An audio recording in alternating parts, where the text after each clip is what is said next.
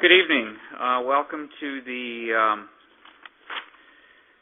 November 23rd meeting of the Mount Pleasant Zoning Board of Appeals.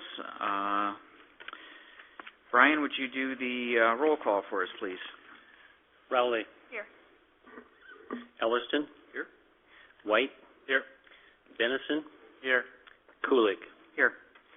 We have a quorum, Mr. Chairman. Thank you. The next item on our agenda is the approval of the agenda. Would somebody care to make a motion to approve the agenda? I move to approve the agenda. Motion by Bennison. Support. And support by Rowley. Any discussion? No additions or subtractions? All in favor? Aye. Aye. Opposed? The agenda is approved as you've received it in your packet. Approval of the minutes from the October 27th regular meeting of the Zoning Board of Appeals. I'd be looking for a motion and support on that, and then we can discuss and make any changes we need to. Have a motion by Ellertson, support by Commissioner White. Now we can have discussion. Seeing none, all in favor say aye. Aye. Opposed? That approved. Mr. Kinch, do we have any communications that we need to worry about at this point in time? None at this time. Thank you. We're up to item number 5 on our agenda, which is public comments. This is the opportunity for anybody in the audience to come forward and address the Planning Commission on any topic that we're not holding a public hearing on this night. You can come up here and tell us what a wonderful job we're doing or what a terrible job we're doing or anything in between. With that, I'm going to open the public comments. Seeing a stampede, I'm going to close the public comments. That brings us to the next section of the meeting, which is the public hearing section of the ordinance. Tonight we have 3 cases. The format that we observe here is that Mr. Kinch will do a presentation on each of these cases. We'll then have an opportunity for the applicant to come forth and tell us why we should grant them the variance to do this. And then we'll open the public hearing to the audience, and people can come up and let us know their opinion on what we're doing. We will then close the public hearing. The Planning Commission reserves the right during any of the presentations and during the public comments to ask questions. And we will then vote on the issue. The motions are always made in the affirmative manner, such as, I move that we grant the variance for such and such because, and that way there's no question that the variance is either approved or denied. Just because somebody makes the motion for a variance doesn't mean that they are supporting it. It's just the procedure that we have established for ourselves to conduct our business. With that, Mr. Kinch, the first case, ZBA 13-2010, 1007 South Main Street.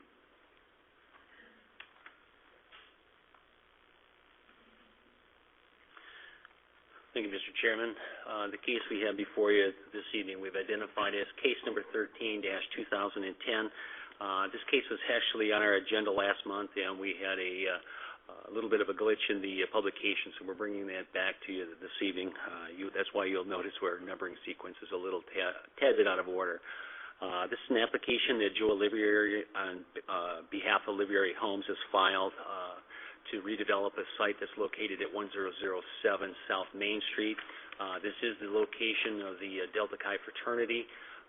The request that's before you this evening would call for raising this building and replacing it with a new unit with an occupancy of 13. You have 2 requests here before you this evening. One is to increase the occupancy from that permitted on the site, and then also consideration to reduce the required parking for an RSO.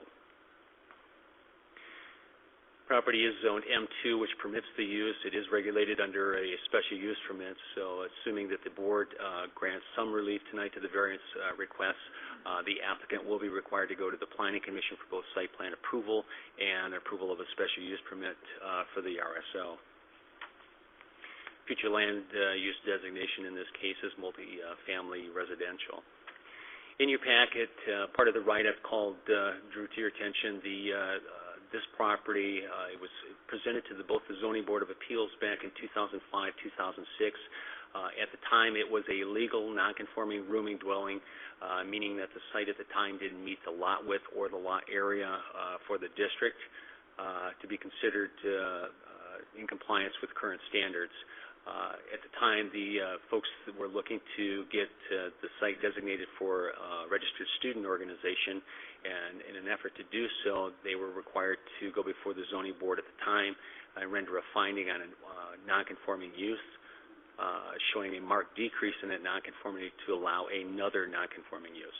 At the time, ZBA ruled to allow a reduction from the occupancy from 12 down to 9 as being favorable to demonstrate that there was a marked decrease to allow that RSO to be established. The other requirement was that the parking improvements would need to be made at that point. That recommendation went to the Planning Commission under case number SUP 0405 in March of 2006, where the special use permit was granted. And after the approval, the letters for the fraternity were able to go up on that building. Section that we're looking at is 154.054C, which gives us the regulations that all RSOs, new RSOs, are required to meet. I put that in here just to let you know the types of things that the Planning Commission will be looking at following this hearing. The parking, hard servicing, 25% open landscape areas where it can be relationship to residential zoning and so on. All those conditions there can be met. Setbacks for the M2 district, front setback 20 feet, rear yard is 25, and the side yards are 6.5. And all those setbacks in this case can be met. One of the things I should draw to your attention before I go too much further is the lot size. I did have a typo in the staff report. You noticed from the 4-page staff report there was a lot of numbers this time around. The lot area I had down as 54.6 feet. 54 feet 6 inches, and it should be 64 foot 6 inches. In either case, that would be a non-conforming lot in the M2 based on the 66 foot that's required for the district. Does that change the total square footage? That does change the area as well. That takes you up to this number that you see in the parcel, the subject parcel, reflects the size, the current size, which is 64 foot 64 and a half feet is what it is, by 122 feet, which gives us roughly just under 8,000 square feet. Based on the 9 occupants, it gives us a land area per person of 874 square feet. I have to admit there was a lot of numbers into this last report. The requirements that we're looking at this evening are in our height, bulk, and area standards, subsection E, which tells us that we need to have 900 square feet of land area, or we're limited to 900 square feet of land area per person. I've given you the breakdown both off to the right here based on the adjusted lot size. The applicant to create a conforming lot is looking to do the development along with 1007, this parcel along with the property at 1005, which is directly to the north. That property had a lot width of 75 feet by 122 foot in depth. That parcel was licensed for 10 occupants. He was able to borrow lot width there to create 2 conforming lots. That brought both the lot width of 66 feet that's required by the district up to 69 foot 9 inches, and the lot area, minimum lot area for the district, 8,000 square feet to 8,509 square feet. And based on the 9 occupants right now, based on the new adjusted lot width, you're about 900 and a little over 900 square feet per person. I've given you some other density considerations here based on that lot size and other occupants, so you can kind of see what the land area per person is as we go in further into the report. When we give kind of an overall view of the entire area based on land area per person and so on, and what they're currently licensed for. The corner lot, as you recall, that's 1001 North Main. That site was just approved last month for an increase in the occupancy. Those two properties in combination were licensed for 11 occupants, and the board granted approval for one additional occupant based on the new designs, the update in the site, the parking, and landscaping. And that approval brought that property from one person for every 762 square feet. The adjusted parcel, which is here and here, this lot was originally 75 feet. They're borrowing the lot width here to bring it back to this lot width. This site is currently licensed for 9 based on the action of the Planning Commission and the ZBA in 2005-2006, and this is currently licensed for 10. So it kind of gives you an overview of what the land area per person is based on existing occupancy. Mr. Kench? Yes. Looking at these numbers here, and you stated that 10,005 was 75 feet, and they've skimmed some land off of that to make the lot in question a conforming lot down here at 66 feet. And then I'm looking at your note that you have on this where it says 9,150 square feet with 10 occupants is 915 per person. Is there any way that they could skim any more land off of 2005 and attach it to 2007 so we wouldn't have such a large variance to grant? Well, our third case in this evening, we'll be looking at that site for an area increase as well. That site's being considered for a redevelopment as well. Okay. Both of those parcels would be divided right down the middle to create the 8,510 square feet. And based on the occupancy that they're looking for from 10 to 12 on that site, okay. There's nothing left to borrow. Okay.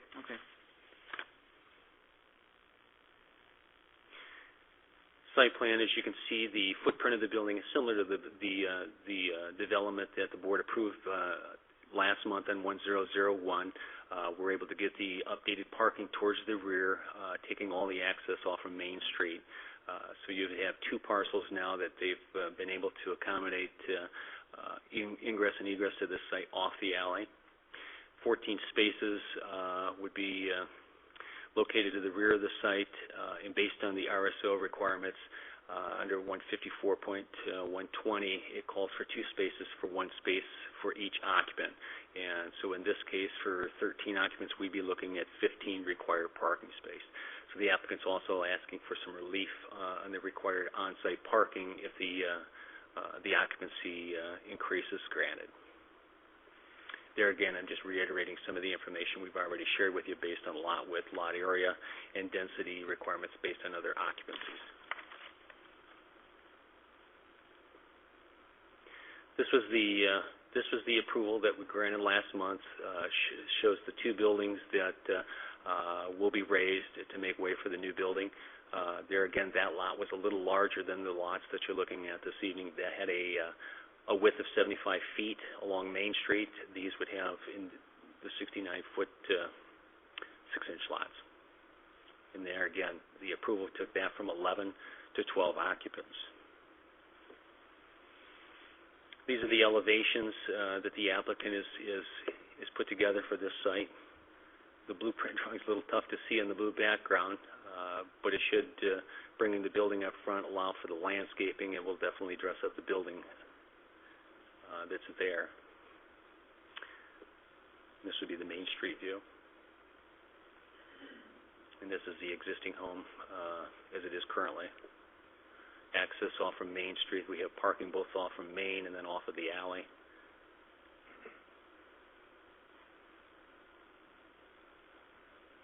And then as we bring these requests to you, we talk about since the project that we looked at on the corner of Main and High, we talked about inventorying some of the architectural features that are found in the area, things like dormers, building heights, roof pitches, and so on.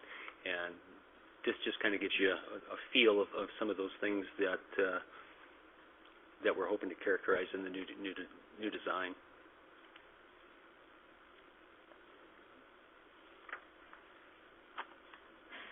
And I'm going to back this up to the site plan. We'll leave that up here.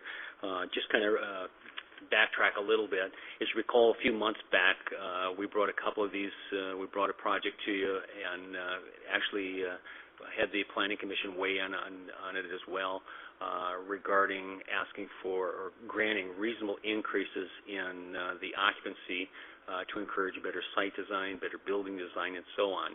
And at the time, the Planning Commission, while we wait for ordinances and so on to be updated, we're very comfortable with the ZBA granting reasonable increases in variances. And since that time, we've granted at least 3 different sites. One was at 802 South Main that Mr. Olivieri brought in. That was granted approval back in 2002. The ZBA reinstated that variance that had expired on that property, which took that site from 11 to 12 occupants. The 2 properties at 1023 and 1025 South Washington Street, those properties were developed, went through the review process at the same time, and the land area was considered for both parcels to give an increase in that site from 11 to 12. And then the most recent would be the 1001 Main Street site, which took the licensed occupancy, in that case, from 11 to 12. So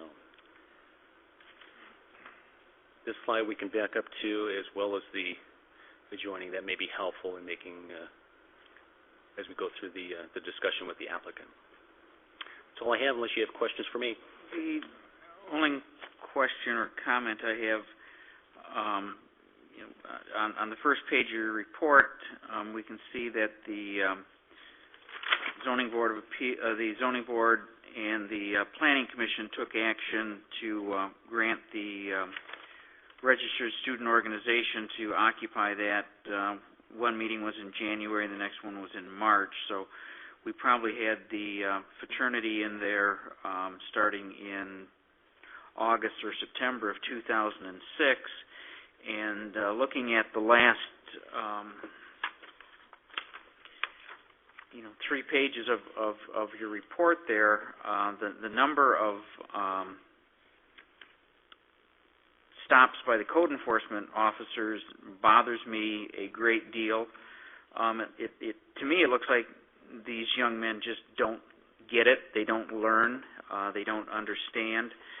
And now we're being asked to go from 9 to 12 occupants. And granted, we'll have a new building. I'm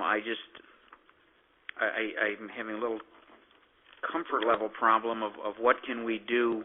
And you've lost a staff person. What can we do to make sure these young men understand that when you live in society, certain things are expected of you? Do you have any ideas of what we can do to get their attention? I'm not sure how to respond to that, to be honest with you. I mean, we've obviously been out there a number of times. You can see the reports there. We do each year when students come back, our code enforcement officers, along with public safety staff, meet with these folks. Make everybody aware, not just this site, but all the sites in the student neighborhoods, aware of the requirements that the city has and the responsibility they have while residing here at the city. And, we have parting in some of those things, and some of the things that we thought that they called on and learned early on kind of fall by the wayside. So a lot of the things that we're dealing with are trash and litter and nuisance parting type things. Unfortunately, are kind of consistent for this stretch of the block. So one thing I would, and maybe I misspoke, the request that we're looking at is to an increase to 13. 13, okay, 9 to 13, which is even worse than. Are there any other questions? Thank you. With that, Mr. Olivieri, would you come forward and enlighten us? Well, I think the board and myself share the same goal, which is to improve that area down there, which we've done with 802 South Main, which we'll do with 1001 South Main. And I think we've done it in a way that the people of the city of Mount Pleasant approve of.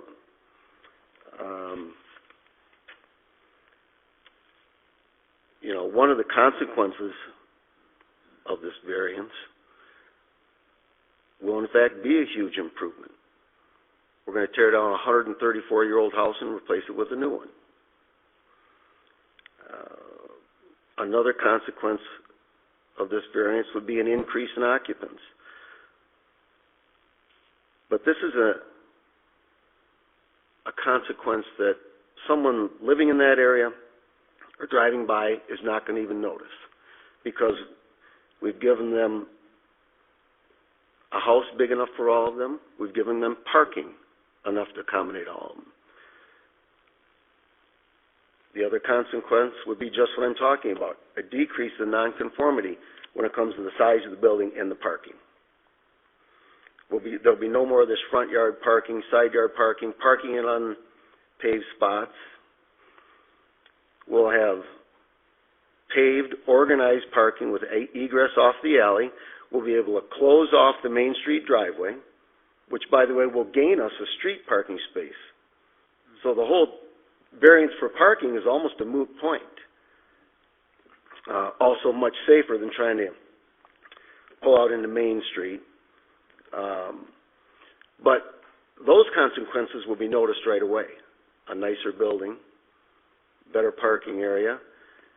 And I think, as we talked about in the past, that will help alleviate some of those code enforcement issues, which I believe, if you look at the list, are trash and parking.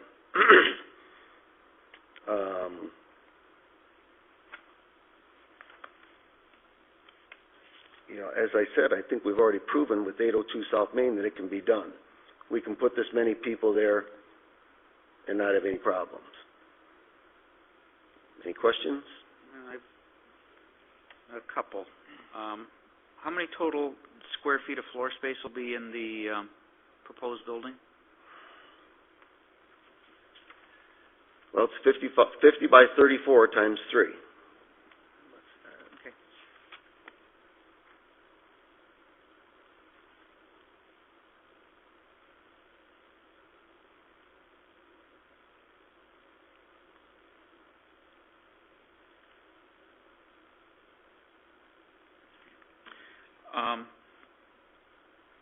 I don't know whether you'll give me this or not, but my experience is that you had mentioned in your presentation that at 802,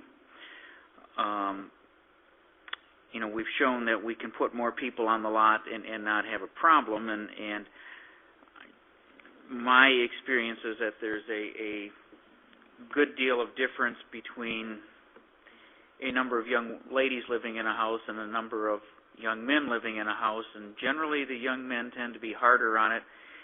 And my observation over 20 years is that if you put Greek letters on the house, they're even harder on the house than if it's just individual young men in there. And this one is bothering me more than a lot of them that we've done recently.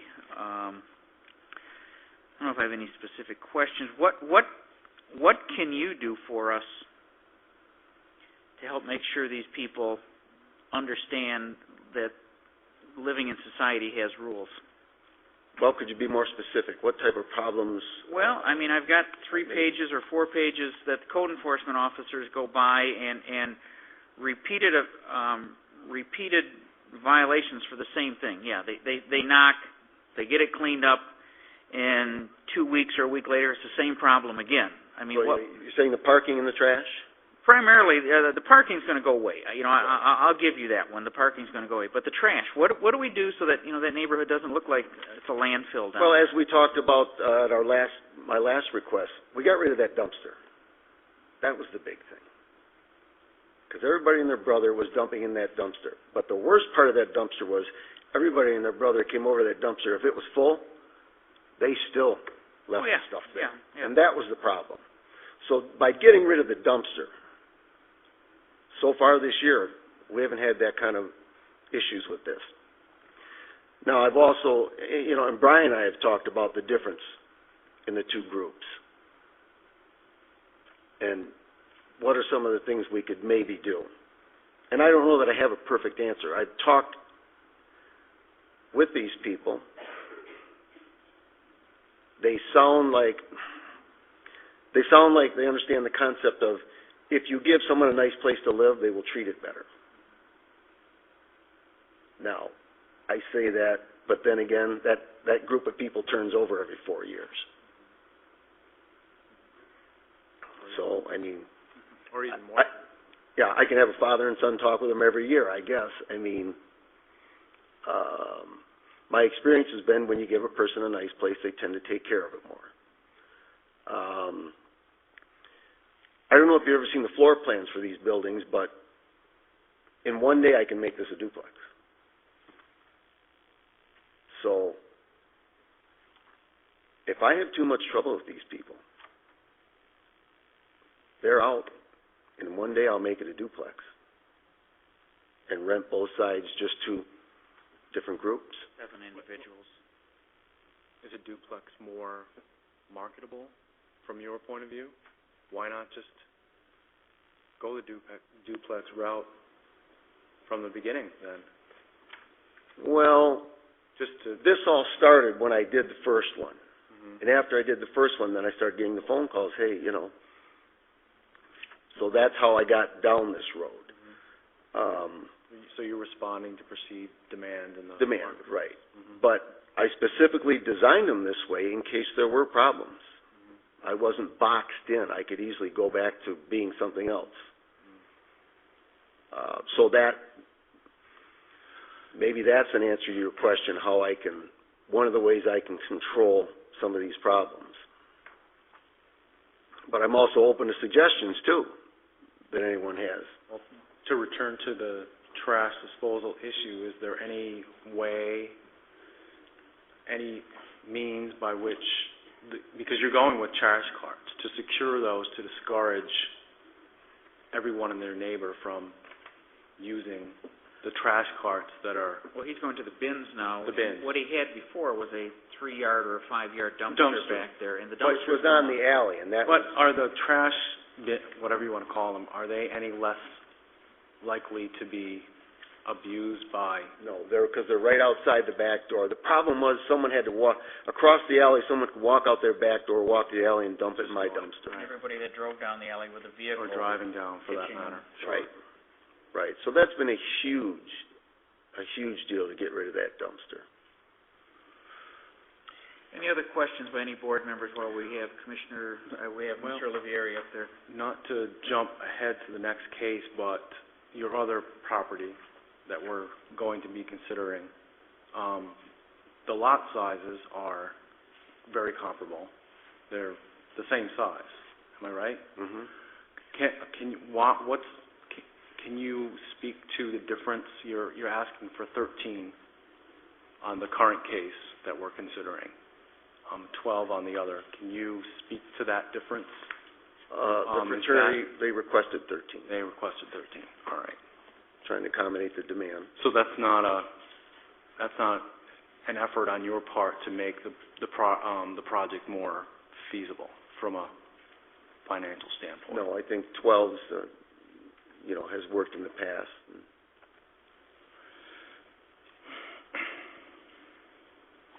That was my question. Your question. Okay. Anybody else down there? Well, as the expression goes, hang tight. We may have more questions. And with that, we'll now open the public hearing on case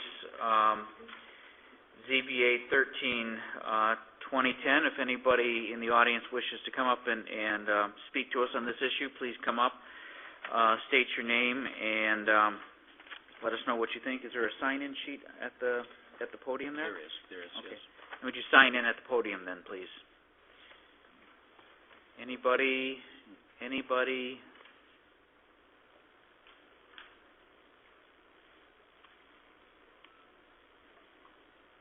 Is this mic turned on?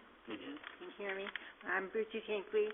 We own 1024 and 1026 South University, and with my daughter and son-in-law, 1014 South University. And we certainly have noticed a lot of problems since 10007 became a registered student organization building. Several times someone has attempted to break into the garage. Windows and doors have been broken, and the tenants all say they're not responsible for that. So someone is doing this. Also, parking is a big problem. Now, I know I'm speaking also about the new buildings that are planned to go, I believe it's at 1029. Again, parking is going to be a very big problem. There's going to be not only more bodies in the area, but more parking problems. That's what I have to say about it.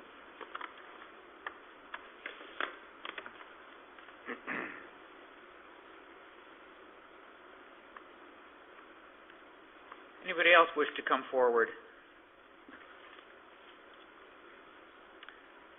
Yes, with that, we will close the public hearing. Mr. Kinch, do you have anything from fire or DPW or those other folks for us? Yes, we have both. The information that you have in your packet from DPW talks about the parking requirements, drainage, and so on, connections.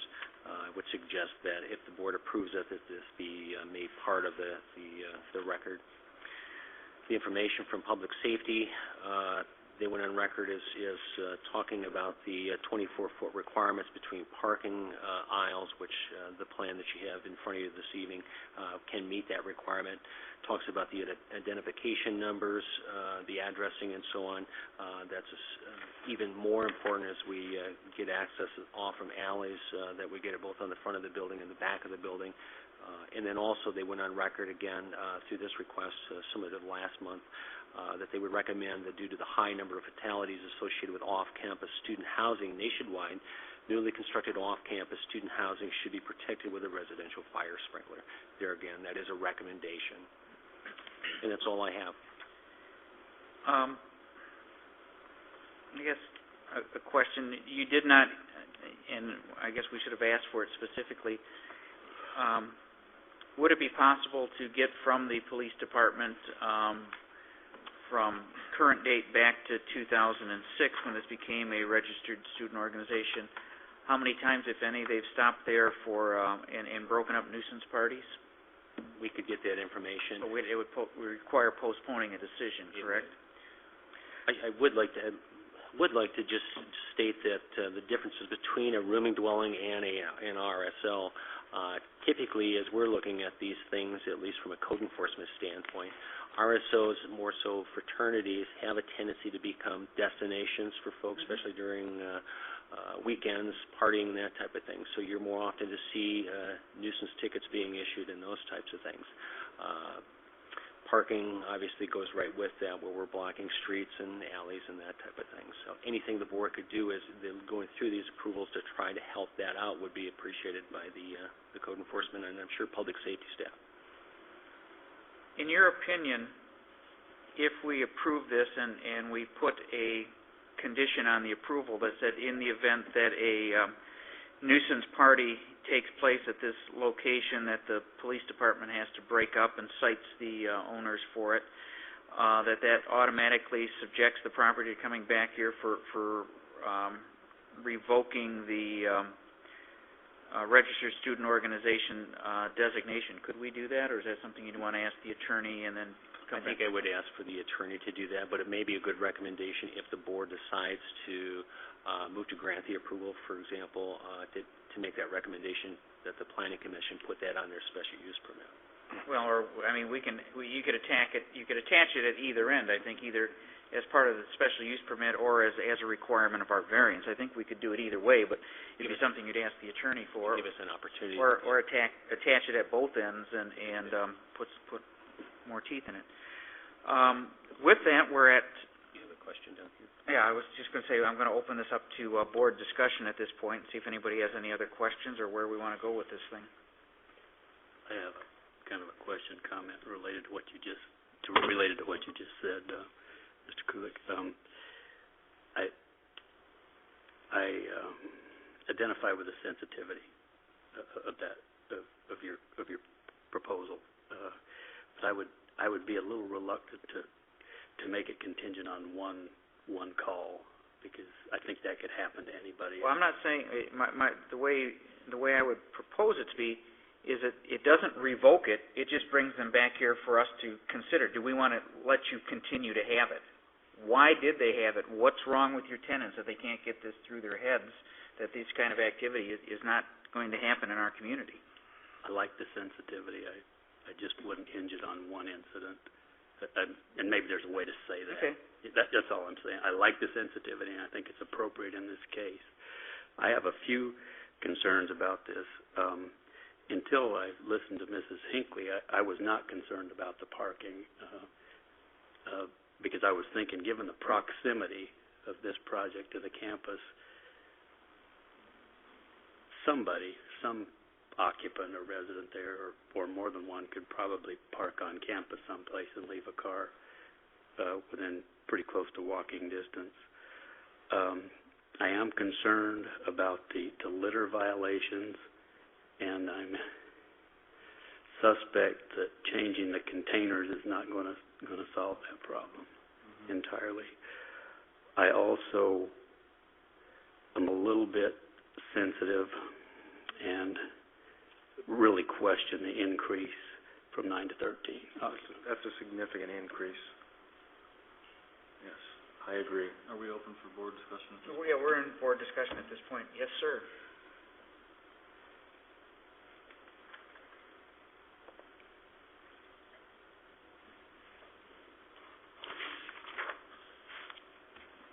Do you have anything? Or you think? Right now? No, I'm going to ponder my thoughts. Okay. One other question, and again, we wouldn't have the answer today, and it would require postponement if that's where we wanted to go with it, is what can the Office of Student Life at CMU do to help us, the city, to better police these registered student organizations that, when you look at the list of stops by code enforcement since 2006, it's an inappropriate number of stops in that time period for repeated stops for the same thing. What can they do to help us?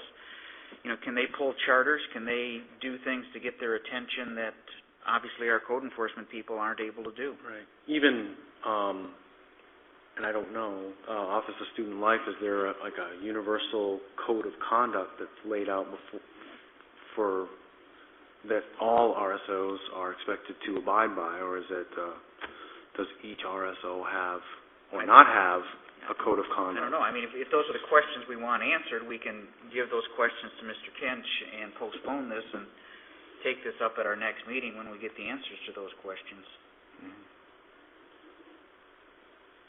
My major point of objection is the going from 9 to 12, or in 13. This case, 9 to 13. That's a significant increase.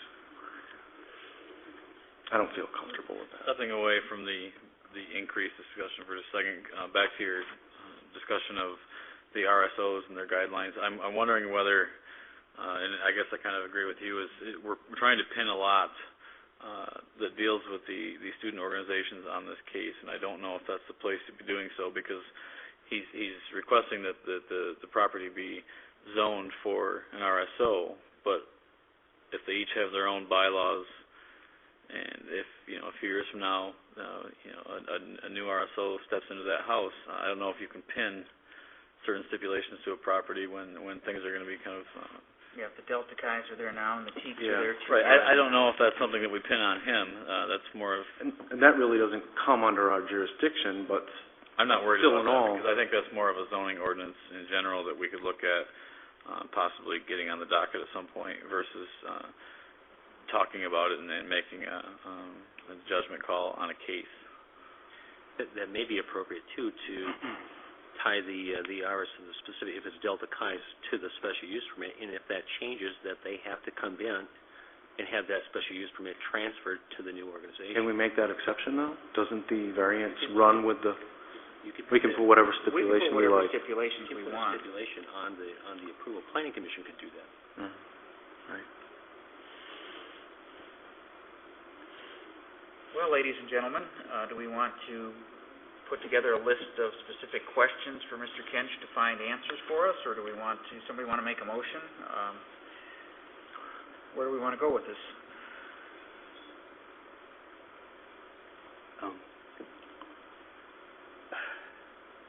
I don't like postponing things unless the questions are really vital, and maybe they are.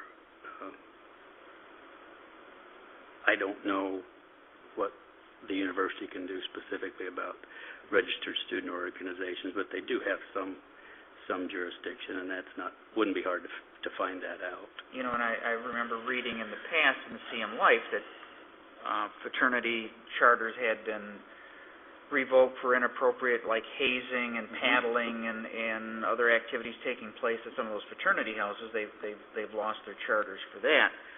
You know, I don't know where that threshold falls, how high or how low.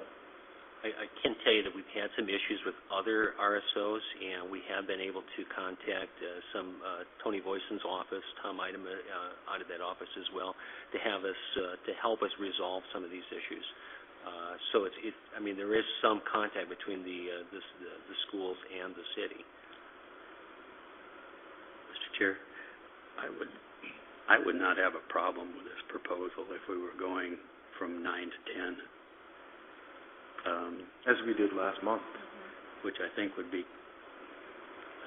relatively consistent with what we've done in the recent past. But I don't know whether that's a viable. Can we ask the developer if he's got to have 13 to do the project? Can I ask Mr. Kench a question first before we ask that? Based on the lot size, if we go to 10, what is his lot area per occupant? The slide that you have up here shows you 851 square feet. At 10? At 10, based on an 8,510 square foot lot. Thank you. 11 will take you to 773, which is similar to what you did last month for 101, 1001.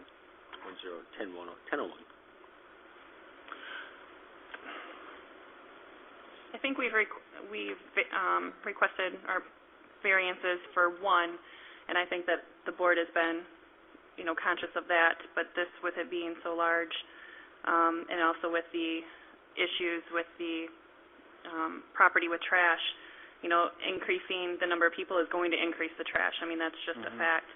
I would think that the fraternity would have a national headquarters office that we need to step in and ask them and make them aware of the issues. Something coming from their national office might help us as well, in addition to our local code enforcement. I would just say, in my opinion, zoning ordinances, the point is to establish standards. And in my mind, standards are about ensuring consistency across the board. And I'm just thinking of, the request we granted last month. That was a change from 9 to 10. In this case, we're going from 9 to 13. It's just, that's a significant. It doesn't feel right. That's a significant change, and that's it's out of proportion. I'm afraid with conditions. that this would set a precedent, and I don't know that we want to go there. And it's all about ensuring balance, I think, and this seems out of balance. To speak devil's advocate for a moment, the worst that can happen is that if we grant the variance for 10, Mr. Olivieri and his tenant find that that's an undoable number, is we're stuck with the 130-year-old house with basically the conditions as they exist now. That's the potential downside of it. Of course, as you said, the worst downside is we approve it for 13 and the litter and trash problem exponentially becomes larger. Increases. Mm-hmm. So, right. If somebody's willing to make a motion, let's see what happens and where we're at. Can I ask a question? Sure. I would like to ask Mr. Olivieri if the project would be viable with 10. Because if he says no, I wouldn't want to. It's not. Oh. I want to come up to the mic and. As Brian and I have talked about, there's some other issues here which I think I don't want to bring up right now. So I don't like to table this. what your recommendation is, Brian? I'll leave that up to the board. The applicant's asking for the postponement for 30 days. Well, I would move that we grant that if he's asking for it. So we have a motion to postpone for 30 days. Is there a support? I support that. We have a motion and support. Any discussion on the motion? All in favor? Aye. Mr. Kinch, before our next meeting, would you ask the police department if they've had, since 2006, any nuisance parties at this location that they've had to disband, and if you could also check with the Office of Student Life or the appropriate agency on campus to see what they could do to help us with this, almost 4 pages of, definitely almost 3 whole pages, single-spaced violation notices to get their attention a little bit. Any other things that the... There's a universal code of conduct? Is there a universal code of conduct? And from the city attorney, if we could put that provision in there that if there is a nuisance party in the future, that they come back subject to revocation of their variance and or special use permit. Will do. Anything else by the... Thank you. Our next case on the agenda is case 15-2010, and this is located at 1705 South Mission Street. Mr. Kinch. Thank you, Mr. Chairman. Case number 15-2010. This is an application that had been filed by Kerry Cahill on behalf of Lazo's LLC. The address is, you had mentioned, is 1705 South Mission Street. It is one of the suites that's located in the strip mall at this location. Applicant's looking to establish a nightclub in the former R&R laundromat, as you can see in the photo here. Nightclubs, by definition, are any occupancy that exceeds 100 under the bar, taverns, and nightclub classification. That section 154067 C. D does require separation distances measured from property line to property line of 50 feet to any residential district, and then also it has screening provisions that have to be met between the M2 multifamily district. Subject property is Zone C3, general business. It does permit the use in the district. However, it is regulated under a special use permit. Assuming the board, in similar to last case, grants some approval here to move forward, the case would be presented to the Planning Commission for a site plan and special use permit to establish a nightclub. The properties to the east is zoned M2 multifamily, as well as a small portion to the north, as well as C3. There's a separation line there between the two districts. And then to the south, we're also established a general business classification. Future land use designation on the property is commercial. Highlighted the two sections that are subject to the request this evening under 9B and 9D. I am going to start with D first to make sure that the use is compatible based on the separation distance to the R district. This section notes that the property shall not be adjacent to or within 50 feet of an R residential district, and I've highlighted as measured property line to property line. It does give us an exception there, however, that does not apply. Subsection B is the screening requirements, and we'll go through that later on as we go through the slide. There again is our definition for nightclubs, and it's any public place licensed for the sale of alcoholic liquors having a maximum occupancy greater than 100 persons. If you recall from the report, I made the distinction between a nightclub and a Class 1 restaurant. Although the applicant is looking to operate this facility for 24 hours, the majority of it will reflect a Class 1 restaurant use. They don't believe that they can meet the threshold of 50% of food sales to maintain the use. So as a staff, we recommended that they just simply make the application under the nightclub classification, which allows them to do both. Aerial photograph, a lot of information here, but I'm hoping that this photograph is easier to understand than trying to write this thing out. Based on the section that talks about that 50-foot separation, because we have multiple uses in this building, and this being the property line located in red. Ordinance does restrict 50-foot separation to the residential zoning classification, and as you can see here, this area represents the residential classification, and this property line to property line is 30 feet. We're roughly from where the use is going to be established at the end suite to the north. You're close to 400 feet to this distance.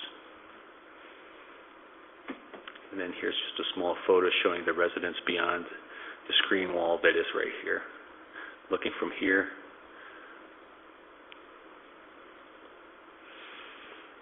a couple of shots of the site. Behind the building, the existing building is primarily all paving access for deliveries for the grocery store. The Salvation Army also has suites there and a number of other businesses. Screen wall here that represents the east property line. One side of the fence is M2, which we have the Forum Apartments, and then the other side represents the C3 general business. This extends all the way around here.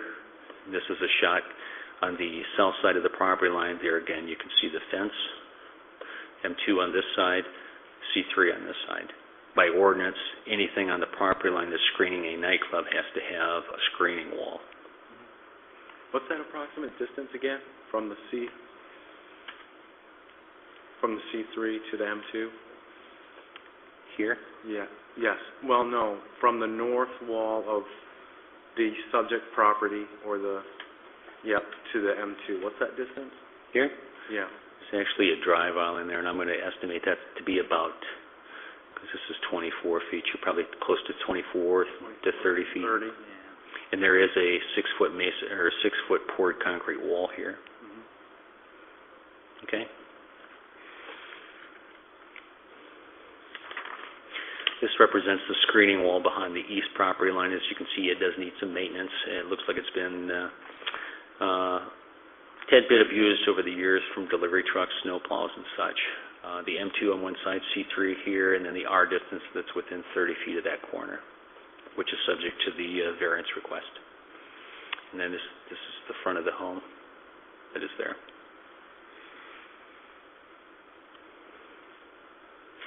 I'm going back to this slide. The first request was the separation distance to our residential district, 50 feet, and we're showing 30. The other request is to waive a portion of the screening wall requirement. This is the 8-foot that's called for under Section 154.067C9B, and it talks about an 8-foot height. We're currently from this portion of the property line where we have the established apartments. We have a 6-foot wall poured back to about 25 to 30 feet, I'm guessing, to this area, which is open, and there's some service panels at that location. You can see there's an established office use here for the Forum Apartments, and then we also have an access drive that allows residents from this area to use this to get out onto Mission Street as well. This drive is used to provide service access to all these buildings for delivery, and then it comes all the way around the building.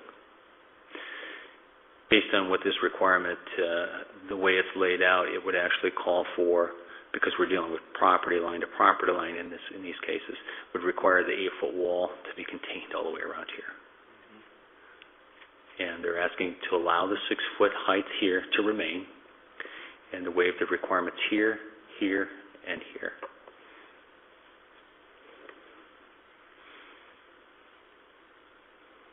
This is just some photos of the site, kind of give you an idea of what's out there. This is 6 feet, just as a typical poured wall. On the back side of this, you have an open corral for the dumpsters that are concealed in there for the Big Boy restaurant, which is up towards the front of the site, just back to the north. This is the access drive that I was referring to out of the Forum Apartments, and you're probably closer to 40 feet in there, I would guess, 30 feet. This wall, measured from the pavement up to the top of the wall, is just a couple inches over 6 feet. Here's the access panel that we were referring to, or the opening for service panels.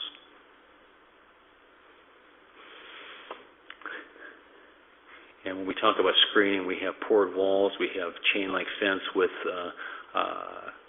dividers in it, and then we have some open chain links. So we have virtually everything represented on the site. The site has been, it's been there for a number of years, and obviously these were probably requirements back when either this use was established or the apartments. But we have a chain link on the east property line, and this is looking along that back property line to the south. This is the full length, roughly 400 feet down to that small area that's zoned residential. Once you get down there, this is what you see on the corner, and when you come from this corner back to the west, you'll see a portion of the chain link along the south property line. This area is just directly behind the proposed business location.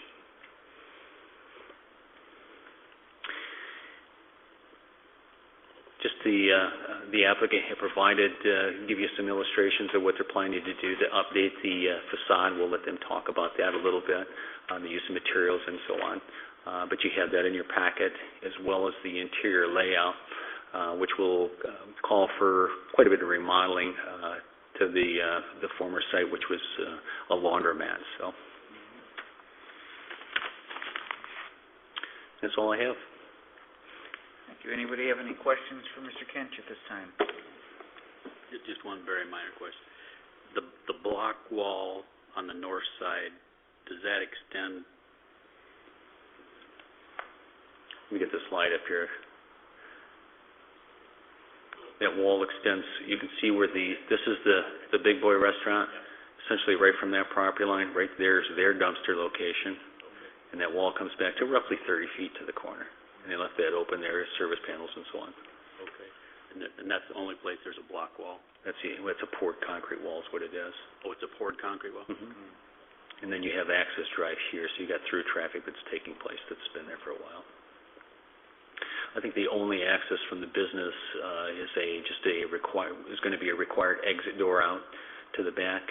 We'll let the applicant explain to them how they're going to use the building, what may take place here, and so on, give you a little better feel of what maybe should be in here or not. So, okay, I'll leave that slide up. Would the applicant like to come up to the podium and explain the project to us? How you guys doing tonight?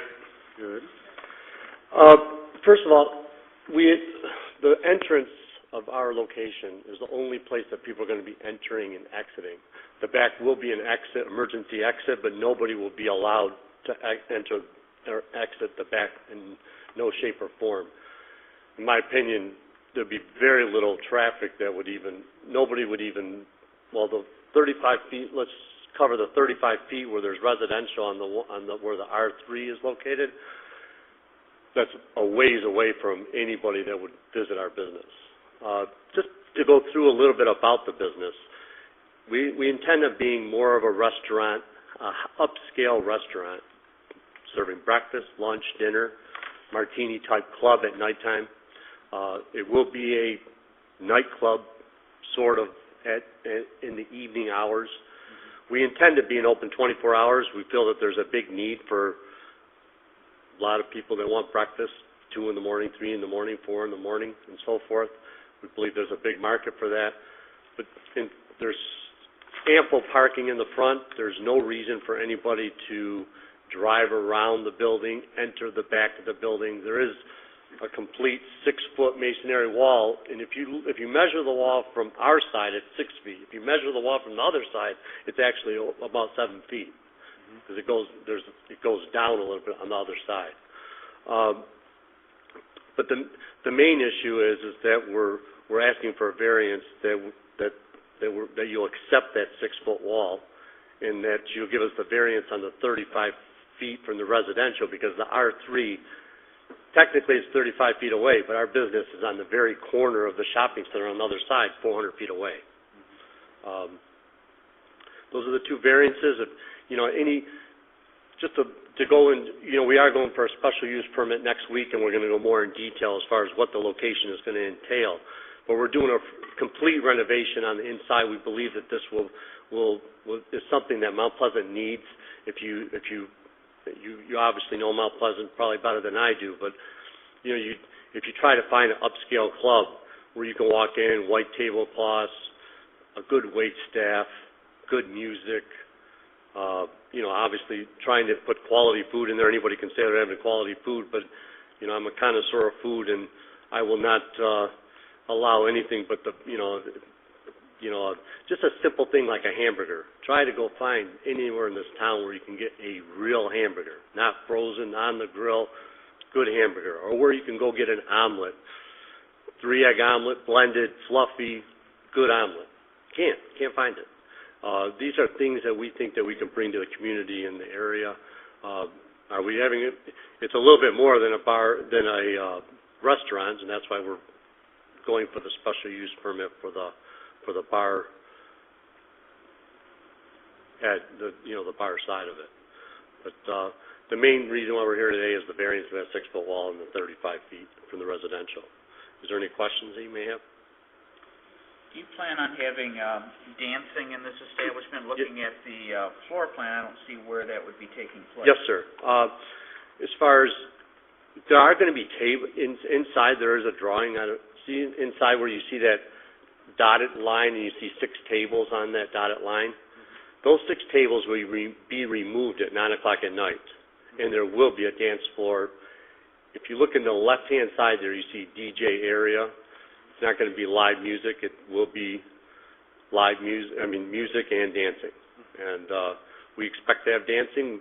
There is a market for that, and we are going after that market between 9 o'clock at night and 2 o'clock in the morning. And when the answer is yes, sir, we are going to have a dance floor. I think it's going to be I think we're going after a higher clientele than, I know there's students in this town, but I think that there's a market for a higher clientele. Somebody can't come in our place with tennis shoes and a T-shirt on. What are you looking at as the capacity for the establishment? Capacity, 175, but as far as, obviously for dinner and dining, it's going to be closer to 120. But as far as once you remove those tables and you have standing room and you have dancing and so forth, obviously we feel that it's going to be closer to 175. Can you talk about a little bit of the facade updates that you were going to be doing? Pardon me? The facade updates? Okay. In the front of the building right there, we want to do a stone type look. Right now, the shopping center, as you guys know, looks terrible. It's a sore thumb, in my opinion, on Mission Road, and as far as it needs to be updated. And I've done everything in my power to talk to LaBelle Realty. We're the first ones to sign up and agree to updating the shopping center, putting canopies, better signage, making a better frontage for the building. We happen to have an interest in the store next door called Liquor One. We've even agreed to LaBelle Realty to, you guys have a plan in place right now because they want to build a building in front of the shopping center, and they've come to the city for approval for that. And in the meantime, they've agreed to match the shopping center, what that front of that building is going to look like. So they have a plan in place to update that shopping center. I tried to get them to agree to what's your plan in the future, and let's coincide with that. They kind of just put me in a stall mode. In the meanwhile, I want the front of this to look, like Taj Mahal. Okay, I want it to look glass wall, block, a very nice look in the front. Neon L1 is going to be in a neon white underneath. That'll be all neon. Right now, if you've ever been to a laundromat, there's a facade in the front that's glass. We're taking the glass out. We're putting all stone in front of the, replacing that glass. If you look at the front, there's glass, and we're going to change that glass, take the glass out, and make it all stone, and just a nicer front. The estimated expense just for the front is around $28,000.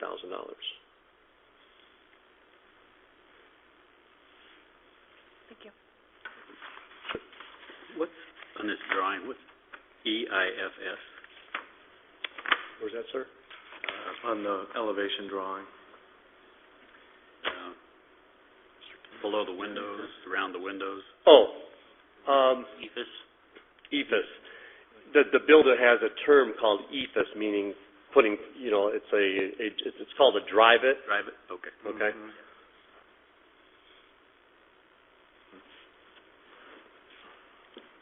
Any other questions at this point in time?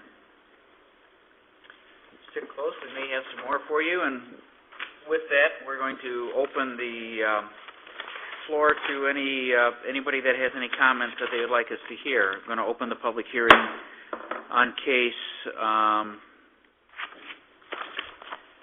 15-2010. Anybody? Close the public hearing and go to board discussion. I think my main concern would be relative noise levels during the nighttime hours. In the past, 20-some years ago, Nick's wagon wheel just tormented the abutting neighborhood to no end. And then we had the Down Under Club or whatever it was in the back of the restaurant where Cadova's is now.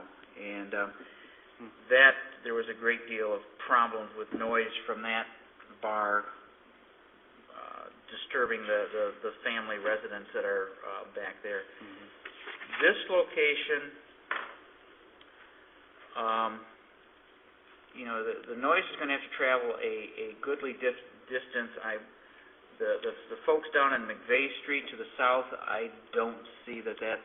I'm thinking more the M2 district to the north. That's what I'm thinking. And if you look at the upper right-hand corner where I think that's York Street up there, that's fairly wide open across the pond and the parking lot to the backs of those houses there. So that gives me a little... There's nothing to dampen that sound. Now that You also have an office right there that's right. typically... Now the Outback Club, I don't think their air conditioning was the best in place. So they were having their doors hanging open most of the time. And Nick's just really wasn't the best operator in town. So if the establishment wasn't going to have the dancing in there, my objection level would go down considerably. But I'm worried that as you start getting the dancing, you keep cranking the volume up higher as you get the dancing in there. And let's just continue discussion and see where this takes us. What's the overall height of that building there? Inside is 23 feet. 23 feet high. I want to go back to the sound, okay? Just a little bit. I've just recently been educated on sound. And sound, like you said, can travel quite a ways. The front is glass right now. One of the reasons why we're taking that glass out is for the very reason what you're talking about is sound. In the back, there's every crack in the back is going to be sealed. Okay, so as far as right now, there's in the laundromat there was like a air tunnel in the back that has to be completely sealed. We don't want any music, not one peep of sound, to be elevated to the back. The only concern I have is the door in the back is a single pane window. You need to put a double pane glass there, which I will do. Okay, the sound, again, I'm learning on the run, and sound is very important to me. I want to have good sound when there is dancing, but at the same token, I want the sound going outside of my building. If you look at the front of the building, there's a face. So you enter that door, then you enter another door to come into the location. So even though that door is opening, people aren't going to hear the sound outside. And if you look out to the front of the building, it's all parking. To the side of it, it's all brick. And we plan on putting the best insulation on the ceiling and on our walls because we want to keep the sound in. Not because, obviously, we don't want to annoy anybody, but we want to keep the best sound inside our club. Sound is important, but the same token, you don't want the sound going outside, so you have to put the best insulation inside the building. So maybe foam board? Because I can see foam board dampening sound. You're 100% right. It's a material. What's the name of that material, Gary? Huh? E12? E12. It's a material. Coco Joe's just made a mistake by not putting it in when they opened their doors, because sound was just bouncing everywhere. And they ended up putting these panels in later on, which they should have put the E12 on their ceiling. We are taking the ceiling tiles completely out, but it's sprayed on. It's called E12, and that keeps the sound in rather than going out. It does not let it penetrate whatsoever. Sound can travel a long way. We plan on going the extra mile to keep the sound in. Is there going to be loud music at night? I'd be lying to you to tell you no. But there will be you'll never have a complaint. And I can honestly sit here and say you will never have a complaint over noise. You know, I mean, you always got that one patron that's an idiot as far as you try to control it. You know, you have tremendous control on the people you let in and the people, how much they drink and how they act in your club, and you get rid of the riffraff. On the subject of controlling your nightclub environment, do you foresee a need to restrict access to the rear of the building between the hours of? I'm not going to have any access whatsoever to the rear of the building. The only thing in the rear of the building is an emergency exit. Period. I'm thinking restricting vehicular traffic. You can really see what happens is that's a driveway for the apartments in the back. Right. So it's, you know, there are speed bumps there, okay, and it is controlled pretty heavy right now, okay. But as far as there's nothing you can do as far as eliminating people from driving back there. I think the fire department's also going to want to keep that opened up, fire lanes, that type of thing for access. For access, right. Yes, sir. I have one question. Where are you going to take your deliveries? Deliveries will be in the back. As far as food deliveries, beer, you know, liquor deliveries, they will be in the back. You know, we own a percentage of Liquor One right next door. I mean, we've never had a problem. We take all our deliveries in the back of the building. We actually sit forward from, if you look in the back of the building, the shopping center at L. So you got the Save-A-Lot shopping center, where they take their big trucks come and load right behind there. Okay, so there's actually a good buffer there. But my question was is that what you've been referring to as an emergency exit will be an emergency exit during the evening, but you'll be take loading and delivery. Okay. But we would never take a delivery at night ever. I mean, that's not something that's really in the plans. But yes, sir. I can understand. Okay, that's probably wouldn't be doing that on a regular basis. But I understand sound being an issue. I really believe we want to solve the sound, not because of a noise issue, it's because we want to have the best sound within the building, and you can't have the best sound within the building if you don't have the best insulation and the best, what I call that E12. It's a very expensive process that we are going to go through. Bose has come up with it, you know, to insulate. Compatible with sound systems. Yes, sir. Designed with sound systems in mind. Yes, sir. Yes, sir. If you look at his floor plan, most of his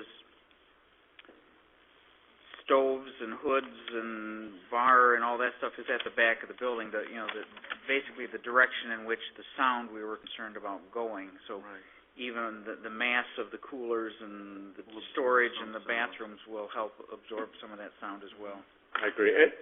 That's why I'm concerned with the face of the building, and that's one of the reasons why I'm taking the windows completely out.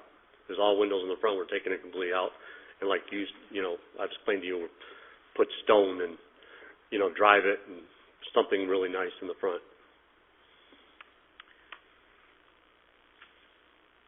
Any other questions while we still have the applicant up here? Again, being a devil's advocate, I mean, he has stated in his application that he plans on this being a 24-hour-a-day operation and having food, available at all times, and that's fine. I think there's probably a need for that in the community. The problem is, though, if he's granted the variances that he wants, and unless the Planning Commission attaches requirements, or we attach requirements, there's nothing to prevent him from 6 months from now discontinuing all the food service and only being open on Thursday and Friday and Saturday nights from 9 until 2, and we end up with a quote-unquote another student bar where we may or may not have problems taking place.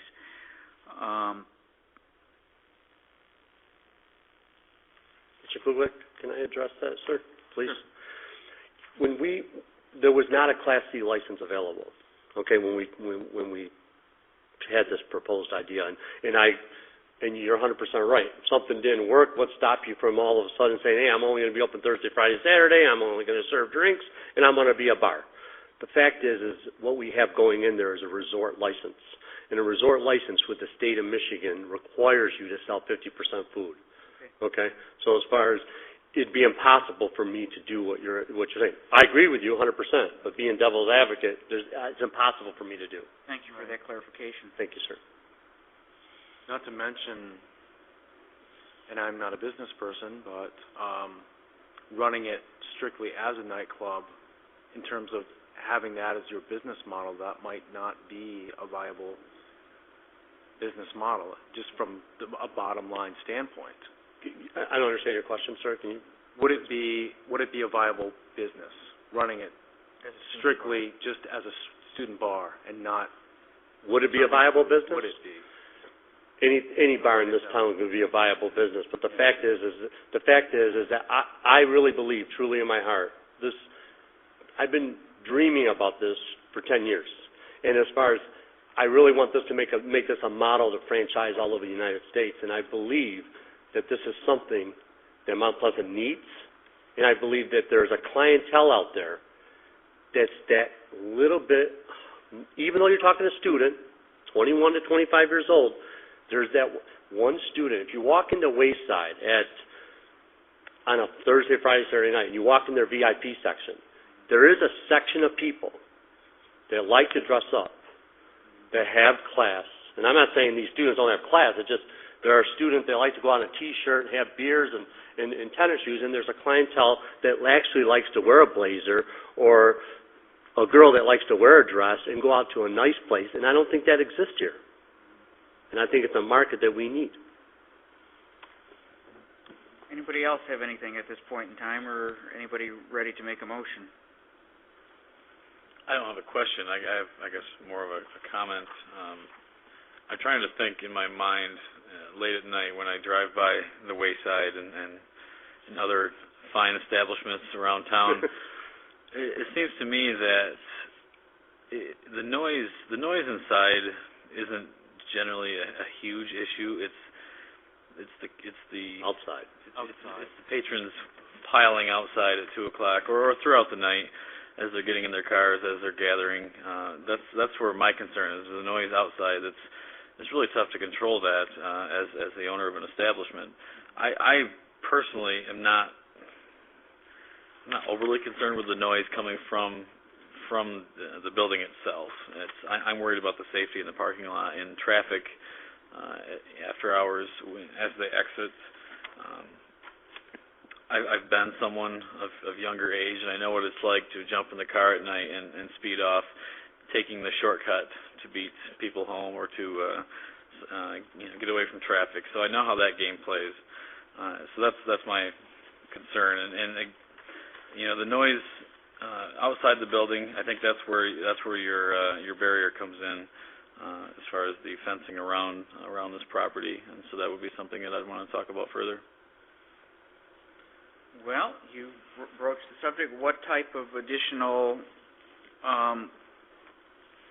barrier around the property would you be looking for? I mean, the ordinance requires an 8-foot masonry wall. My opinion is an 8-foot masonry wall gets to be a little Jackson State Prison-ish if you happen to be the property on the other side of that wall. It does serve a purpose in cutting down some of that noise, though, versus just a fence with some privacy screening in it. That's not serving a purpose from a noise standpoint. I don't know if there's a big difference between a 6-foot and an 8-foot masonry wall or not. I could probably climb a 6-foot fence. I don't know at this juncture, given my ability, I don't know if I could climb over an 8-foot fence. So that might also alleviate some traffic issues as well. Okay.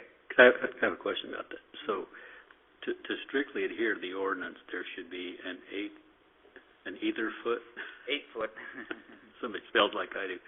Masonry screening, which would be required wherever it abuts. Along the north lot line where it abuts the apartment village there, and then along the east lot line, Okay. and then back along the south lot line. So that it would be probably 800 feet or better of masonry wall. I mean, that would be... Well, I'm just wondering, I guess, I think it's something that we need to talk about. I don't know if we need to require him to slap up a half mile of fencing, but Mr. White, can I address you for a second? Yeah. If you look at the front of the building forward, there's no reason for, it was brought up, can you eliminate, you brought up, can you eliminate people driving back? I think you can. I think that if you have proper enforcement at your door and you're watching people leave, number one, you don't let anybody get in their car if they're intoxicated. You call them a cab, okay? Number two, you really should, I really believe as a business owner, you need to control the people that come in and out of your business. I think opening 24 hours and being open to eating afterwards, I think a lot of our patrons are going to stay there after 2 o'clock, order breakfast, have something to eat before they leave, so it's going to be a less, congestion, everybody leaving at one time at 2 o'clock in the morning. Secondly, if you look at the face of the building, it's general business to the right side of us, towards the big boy. There's no reason for anybody to go behind, towards the residential to annoy somebody. Fact is you shouldn't have anybody annoying anybody anyways, because you should have control of your parking lot. And you're right. You drive by these places at night and you see people acting stupid and crazy because they're drinking and they're not themselves. I think that you need to have good security at your front door, and I think you need to get people in their car properly, and I think you need to eliminate people throwing garbage in the parking lot. And I'm the first one to say I want to beautify Mount Pleasant, not make it. I don't want that. And I think by having a little higher clientele, I think is going to make a difference as well. I really do. I think that people that dress nicer I hate to justify what this person's going to do versus what this person's going to do. I think that a classier person acts a little bit more formal in their approach as far as leaving, swearing, acting stupid. Sure. Thank you.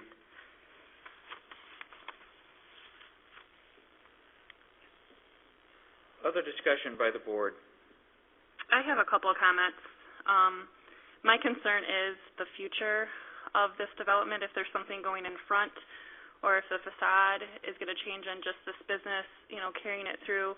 I know we were granted the variance on MC Sports, the sign, and they have carried that facade update through the entire building, which looks nice. So right now it is similar across the board. So to change the facade on just this building, is that going to stand out? Being a bar and a fine dining establishment, high-class establishment, to me seem like two separate things. So trying to be everything to everybody, I don't know. I guess I don't know what the answer is, but it concerns me some with that changing in the future. And I don't know if it would be best to have this in a separate location, off-site, not in a strip mall in a sense. Is that going to carry on the rest of the plaza, or is that going to deter future businesses from moving in that plaza? So I guess I have a couple concerns regarding this. That facade restoration going to shame the other people into wanting theirs done, so we do get the whole thing. Sure, that there's a potential benefit, absolutely. We have in our lease, we have it documented that we have to when the shopping center changes to the look that they conform to, that we have to conform to that look, and that we are required in our lease to do that. Okay. I'm 100% in favor of conforming to what the whole shopping center should look. I wish it could change today. I don't like the look of the shopping center. I think they need to make a change, and I think Brian and Jeff are doing everything in their power to make LaBelle, not make them, but try to give them every incentive to make a change to beautify Mount Pleasant. And you're right. Is ours going to stick out?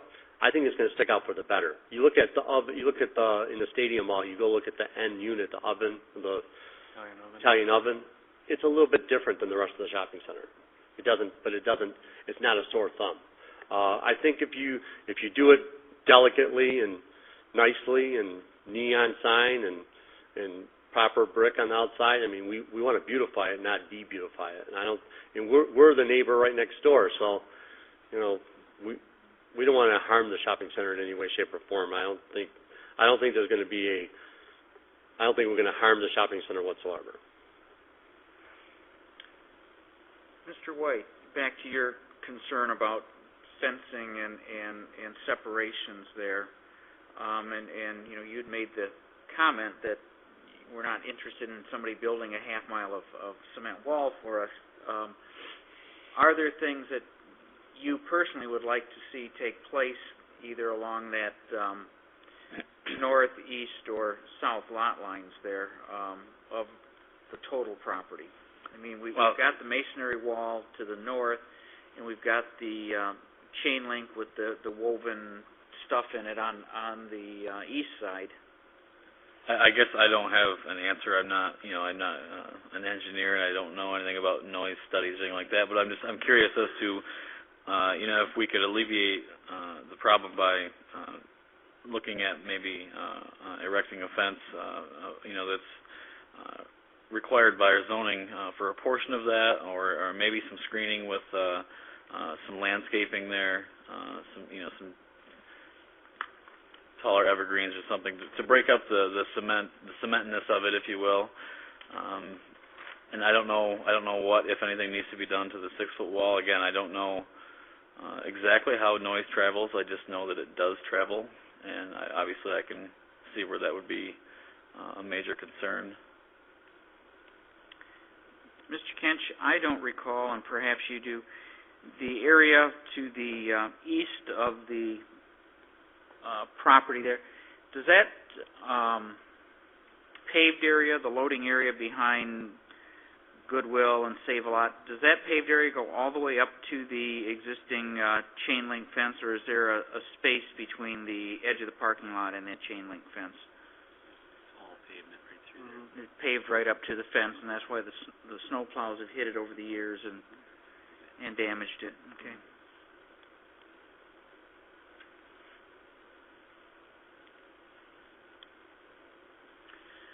I can let you know that the Planning Commission, in their review of the bell tire that was going in, I believe, on the corner of Russell and Pickard, there was some discussion regarding whether there should be a 6-foot or an 8-foot screen wall between the residential use to the south in that location. Weighing the pros and cons to it, and as Tony described it being kind of the prison feel, that was kind of the message that the Planning Commission had brought up during that discussion. 6 foot seems somewhat residential, has the residential feel. Anything over that gets more on the industrial side. And then trying to soften that back, maybe as Mr. White suggested, with vegetation, plantings, those types of things, was more of a residential feel, so a preference, I should say. And at this case, I don't know if we have an 8-foot wall anywhere in the city that I can recall. So, Mr. Elliston, is there room back there for landscaping? The problem is you got cement on both sides. Yes, you know what I mean? Kind of what I'm thinking. I'm all for beautifying it. Believe me, and if there was a way that you could plant something there, or put like a nice screen fence on the top that would beautify it, not look like you say, like a prison look. That an 8-foot cement wall almost looks, I think, almost worse. Well, to get around the pavement, you could put in some decorative potters or something that could hold a larger. You punch through the pavement. I mean, there's things you could do. I mean, one thing, just looking at the slides here, just typical maintenance on that fence is needed. I mean, that's something the board may want to consider. The height of that one?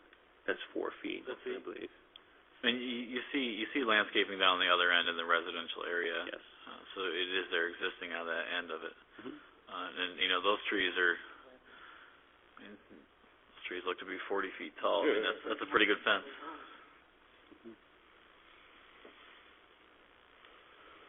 One of the problems with people have talked about putting pots back there and punching out some of the asphalt and putting plants in there. One of the problems is really nobody goes back there except the delivery truck drivers. It's not parking for patrons. But then again, you're trying to buffer to the residential area to the east, but that's the Forum Apartments. I would question where does the fence line up with the property line? Is there some area on the residential, if you will, side of the fence to give them the screening and the landscaping? Looking at the aerial photograph, it looks like there is grass area on the east side of the. That's what I was thinking. Move the fence forward and No. plantings on No, the I'm top? saying if there's room to put the plantings on the residential, the mixed-use side opposite the building. I mean, obviously you're not serving a purpose by putting trees in an alley behind the building, but. You could certainly ask that you can't require this developer or the LaBelles to put bushes or trees on somebody else's property. We could postpone this until next month again, request that LaBelles investigate the possibility of putting some sort of plant material on the east side of that existing fence and report back to us. But, unless you get some sort of, you just can't force these applicants to put improvements on somebody else's property. That's why I asked where the actual property line is in relation I would to the assume fence. it's right under that fence. I believe that to be correct. The fence is on the property line, and if you look here with the access drive, the amount of pavement that's coming through there, it is there's a limited area to be able to do any planting until you get down quite a distance away from where that little jog is in the If you building. look here, it almost looks like that fence jogs over and doesn't quite follow straight down, which. You do have established apartments here fairly close. There again, you got the office that's primarily open. I would assume it's unmanned after 5, 6 o'clock at night. There is a clubhouse there, whether or not there's an extended hours. But your apartments in this case are quite a distance from where the established use is in this case. I think the location really that the board may want to focus on is the one that's adjoining it, right there to the east. And that's where you have an existing 6-foot masonry wall. That is correct. You do have an opening here that maybe you want to look at. I can't see where you pointed. Did you point that again? Yeah. You got the existing wall that stops right here, and I'll show you a slide of it. And it also stops going east, right? Down here, yeah. Well, you have right there, yeah. Yeah, because you have a drive access through there. I was thinking that, maybe you could put a 6-foot block wall behind it, but you can't. That doesn't solve anything because you got such a big opening for egress. To return to the issue of one of the variances you're looking for, one of the variances you're looking for is relief from the 50 feet within, the R3. But We're 400 feet away. It's at such a distance from that R3, I don't know whether I see an impact there to the R3. No, you almost have as much impact with the R3 at the southeast corner as you do going to the houses that are on the other side of the pond up there on York Street. I see the principal issue here. What is going on in the parking lot? Mr. White brought it up, and I agree the situation being open, I really believe being open 24 hours and serving food afterwards, and not having a burst of people, and I think control. I think in a higher clientele, I think if you're going after an upscale clientele, and there's only so upscale you can go. So, but as far as I think control of your parking lot, having security out there, I think is a key ingredient, and I believe that we all have that. I see that as for me, that's the principal issue here. I think everybody's going to go forward towards Mission Road as well. You got, nothing back towards everybody's going to park in the front. They're going to leave in the front. You drive by any of these clubs at nighttime and 2 o'clock in the morning, you have a noise issue outside. I think you need to control that with the amount, not let people drink too much, and the control of how you handle your people. let's try this a different way, guys and gals. Let's break this down into two separate variances, and let's do one variance on the waiving that 50-foot requirement down to 30 feet, and then we can deal with the fence issue separately. The letter of the law says 50 feet measured lot line to lot line from any residential district. In this location, does that serve a practical purpose? And my personal opinion is no, not particularly. Given the distance. Given the distance that it is R3. to the R3 district. So if somebody's willing to make one motion, we can deal with that issue, and then we can come back and deal with the fence, screening and the fencing, and deal with that as a separate one. It might be easier that way. Excuse me, Mr. Chairman. Before you do that, I have one piece of communication I would like to share with the board before we go into a motion. You have a copy of this in your packet. This was from our DPW.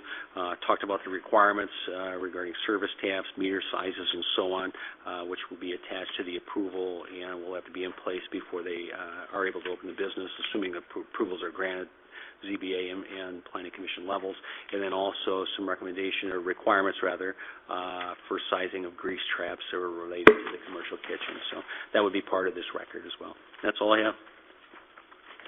So Mr. Ellerton, back to the point, he was making a motion to grant the variance from 50 feet down to 30 feet because at this location, the strict letter of the law provides a difficulty. It Close serves enough? no useful purpose. It serves no useful purpose. Okay. So we have a motion. Do we have a support? I support that. We have a motion and support. We can discuss the motion. Everybody looks like they're all talked out. Let's vote on the motion. All in favor say aye. Aye. Opposed? Well, you're halfway home. Now let's deal with the screening fence. The ordinance requires 8-foot masonry. You've got at this location, you would incur incredible amount of cost to put a 8-foot masonry wall every place it would be required. And my personal opinion, you have very limited positive effect for it. But it begs the question, what, if any, screening short of an 8-foot masonry wall would we want to see there? Do we want to postpone this, see if the mall owners, LaBelle's, can get with the folks at Forum Apartment and get some sort of agreement to put some plant material on the east side of that existing wall, and let us know on that at next month's meeting. But then that begs the question, if the answer is no from the Forum Apartment people, or LaBelle says he's not going to do it for cost, would we grant the variance anyway? So don't know where we want to really go with that one, but that's what we've got to deal with now.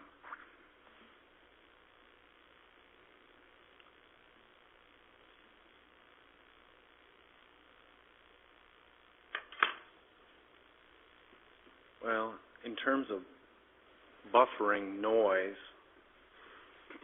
if we did, just for the sake of argument, have a poured masonry wall set in place, you're blocking your access point directly behind to the east of so that's not really a practicable solution from a noise buffering standpoint. Well, and the purpose of the masonry wall was to buffer the single-family residential district, which really doesn't exist in this location. No. You know, you mentioned something that I think might be a good thing to consider. I suppose who we're really trying to protect here is the neighbors.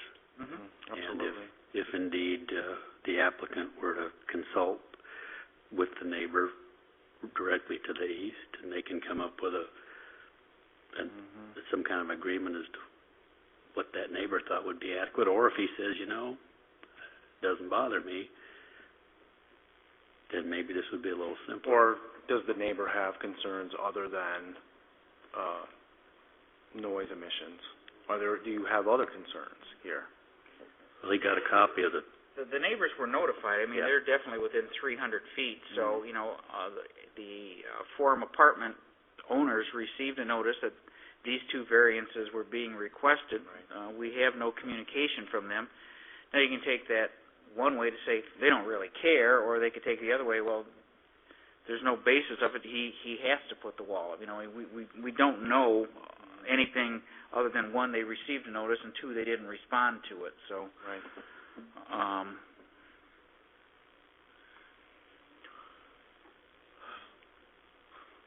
Are we generally in agreement that the 6-foot wall on the north side is probably adequate, given the Planning Commission's recent deliberations and approval for the Bell Tire project? I personally am, yeah. Okay. So is the only question behind there? Behind and the south lot line. Well, let's talk about that then. Maybe that south lot line, I'm not concerned about that south lot line at all. Because of the distance. The building itself serves as a buffer. Yeah. You know, now we've kind of talked ourselves out of it. So the only thing we're really at this point concerned about is that east lot line, where it abuts the Forum Apartments there, and you know, I don't know what the mix of the tenancy of Forum Apartments, how many families we have living there as opposed to apartments with more than two unrelated individuals living in them.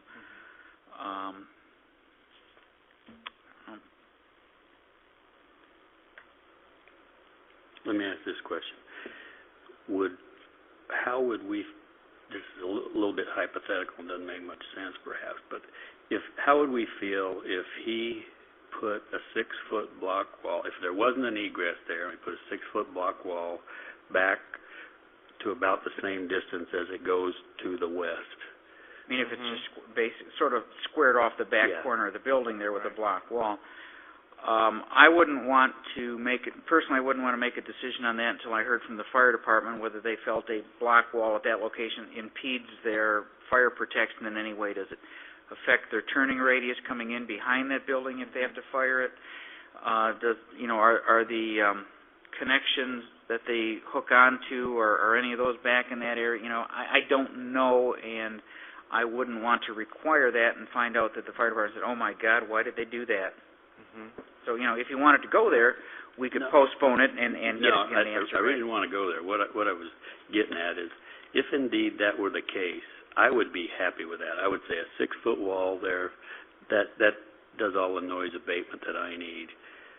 But obviously you can't do that because of the egress. And to put it from the egress to, you know, another 100 feet down the path there doesn't do any good at all in my mind at all. So I hate to require an applicant to do something that's not really going to accomplish the intent of the requirement. But I don't know what else to do. Yeah, well, I think the point of egress, that's a complicating factor. It makes it harder for us to make a decision regarding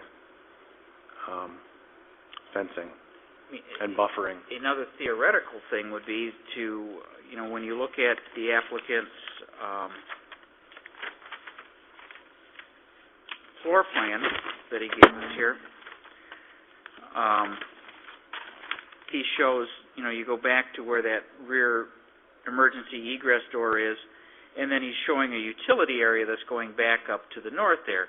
You know, in theory, he could move that door up into that utility area, do some reconfiguration down here. But then that emergency exit door is opening right onto that driveway that's used all times of the day or night for people cutting from Mission Street back to the Forum Apartments, which, you know, that's the last thing you want is to have some sort of emergency in the building, a fire or whatever. You're trying to evacuate the building, and somebody goes out there, and here's a car zooming by. Right. You know, they're much safer going out that back corner of the building where the door is. And there may actually be some fire requirement codes as far as direct line back to a secondary exit that, you know, we're not really even dealing with those things at this point.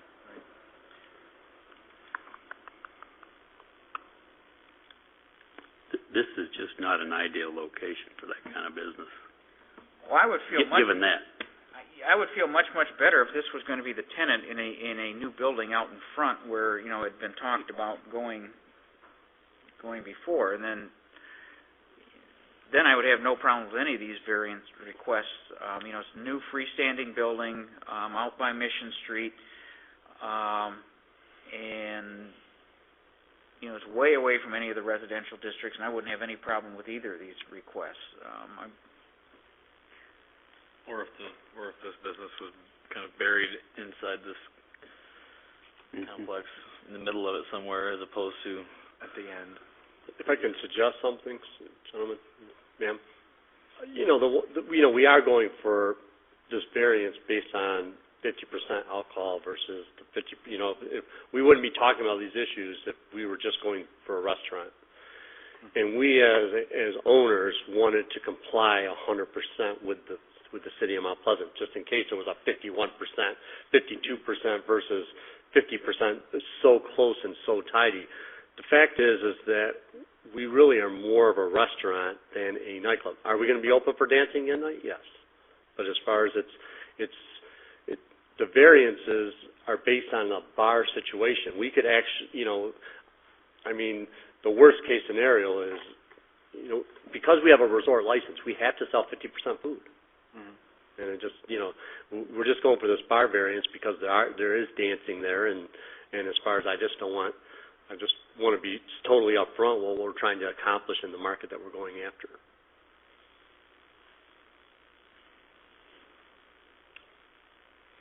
I think it being on that corner right there actually is a benefit to, if it was anywhere else in the shopping center, anywhere else in the shopping center, I think it would be it might be a problem. I think being on the corner over there, and the fact that none of those businesses, if you did foresee a problem with the nightclub issue, all those businesses are closed. There's so much parking out front, in front of that building, and everything's going towards the Mission Road, not towards the back there whatsoever. And you got the C3 general business, and the big boys right next door, and actually they're going to even be closed at that hour. There's nobody going to be driving on that access drive or entering the back unless there's an emergency situation, fire, or, there's nobody allowed to go out that back door. Can I ask, is there a specific reason, or maybe I was not paying attention, why that dividing wall there to the north, why that doesn't go all the way back to that property line to the east? I don't know. Is there landscaping there, or is there? Here's the photo of it. Is it because of the utilities there? Part of it's probably the utilities, and I believe the purpose of that wall was to buffer the parking lot. So if the wall ends at the west wall of the apartment complex there, which it basically does, it's serving the purpose of buffering that parking lot from the adjoining property. Mm-hmm. And do we know whose wall is that? It's the apartments. Okay.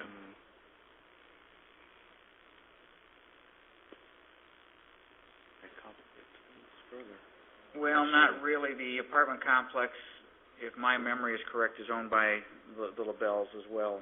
LaBelles and Langlois. Well, then maybe it wouldn't be that out of the question to have them, since they own both properties and they have an interest in trying to get this place leased, to have them propose something. Have the applicant discuss it with them. Extend the masonry wall and heighten it. Increase the height. Not heighten it. Yeah.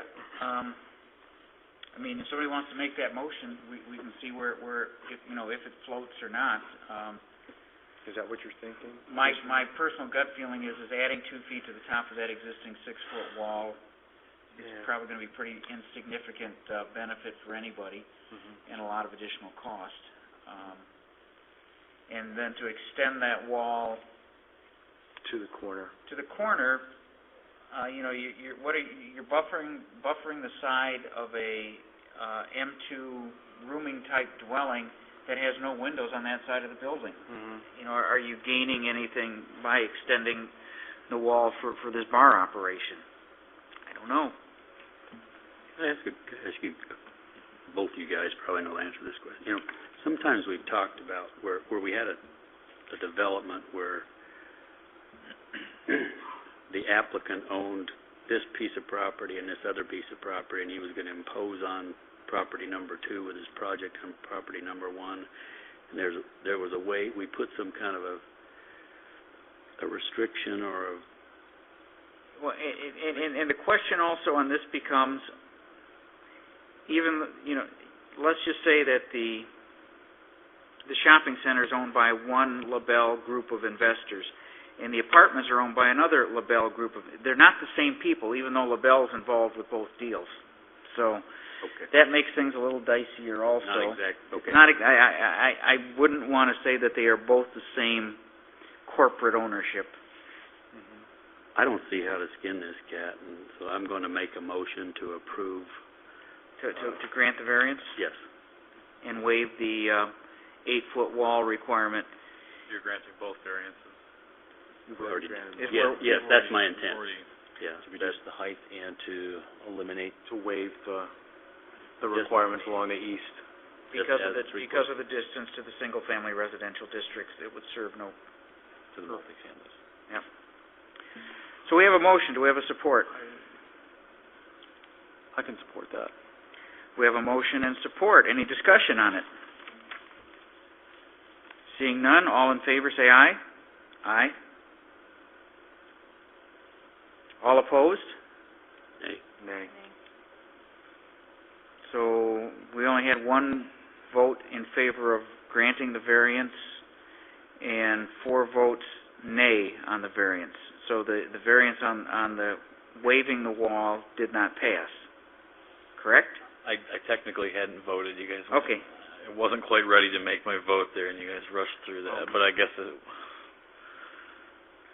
Well, it does make a difference, because if it's 3-2, the motion didn't pass, whereas if it's 4-1, the motion failed because of our rules. You mean one it doesn't pass and the other it fails? Yeah, and if it failed, then we can continue. You know, somebody can make that motion again. Well, he didn't vote. Do we He want can to, abstain, right? or do we want to return to discussion? Withdraw the motion, go back into discussion. maybe I can make a comment. I wasn't quite comfortable to place my vote, so I don't know if I can abstain, but there were a few unanswered questions there, and we talked about tabling it because of those questions, and I hate tabling things, but that's where I was leaning. I don't feel that I can place a vote one way or the other without having just a couple answers, given the property owner involved here. Can you make that Make a motion Go ahead. make a motion to postpone until our next meeting, and then list the questions you want answered. On that one variance. Yes. Table on that one variance. Motion and approval and the vote at this point. We just say that the motion failed, so we can continue. Yeah. That's fine. Can I ask a question? Mm-hmm. If you did want it, if we did have an 8-foot wall just on that one side, on the one side, On the north? which is the major, problem, I mean, as far as, would that be acceptable? If we added 2 feet right there?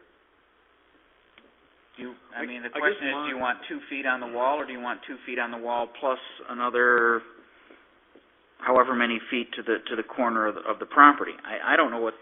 My issue, I guess, it's hard to, and our primary responsibility is not to evaluate impacts to the M2 to the east, but those potential impacts are problematic. It's all It says either an 8 shall be constructed when abutting or adjacent to district zoned M1, M2, or OS1. So, it is required all to the north, the east, and of the portion to the south. If we were a single standing building, I mean, it would, because it's a shopping center is because, is the reasoning, that And it's technically, required all the way around. a detached outlot out in front there, he wouldn't be facing these problems either. So, I'm asking the board to consider it like it was a single building. I mean, if I was affecting the other patrons in the shopping center, I mean, it's just, Yes, I would like to make a comment before you want me to make a motion on this. I'm not against developments of this nature, and again, if he's going to be held to the 50% food rule, that sets my mind at ease somewhat. And I hate to say that in our community we say no to all of these projects of this nature. So that's not the issue. I guess I'm looking at the guidelines from which we use to grant these variances, and yes, and so I'm having a real hard time walking around these things and trying to find where everything plays, and that's why I was hesitant to slap my vote out, because I wasn't comfortable at that point doing so. So do you want to make a motion to Could I You just said self-create. He's not present. Oh, sorry, go ahead. One of the things the applicant has been saying through this entire process is that it's going to resemble the Class 1 restaurant. They're not real comfortable saying the 50% they can make that. The board, if they decide to approve this, may be able to tie this back to staying within 50% or 40% food, that type of thing. If it goes all the way back and they were able to secure a different license, it can't just automatically establish a nightclub on a full-time basis at that site. It would have to come back for review. Let me ask this. So we've thrown a vote out there from which I totally botched it and didn't place. So where does that place us now?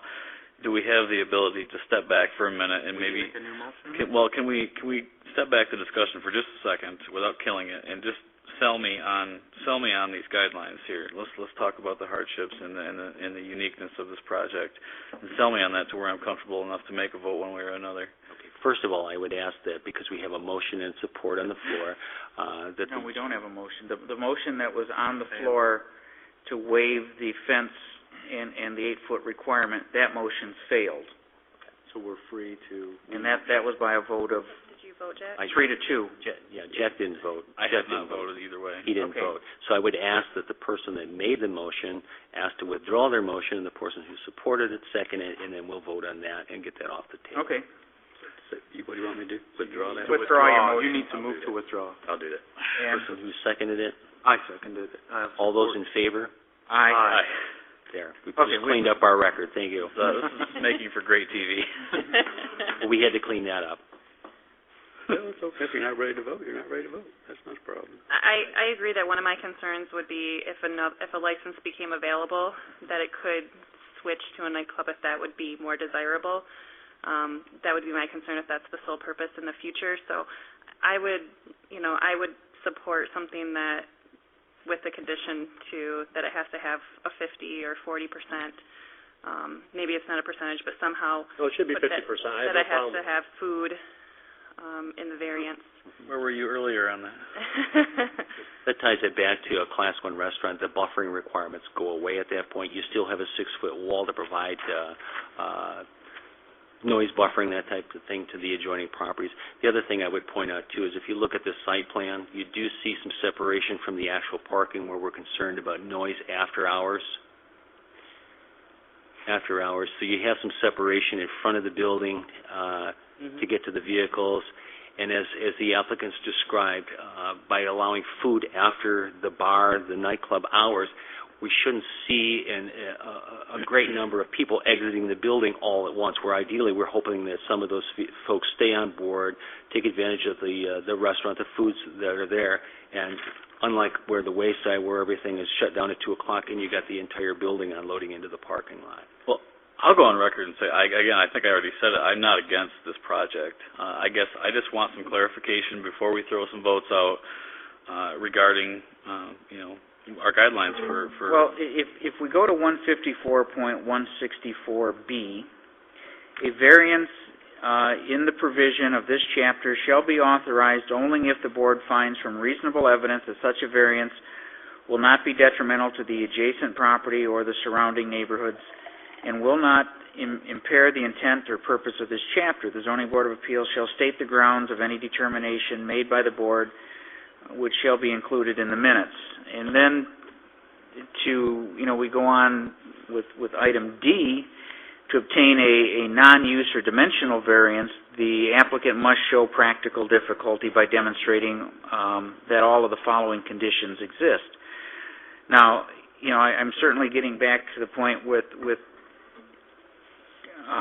Board Member White that I don't see where we've had presented to us what are the exceptional, extraordinary circumstances here.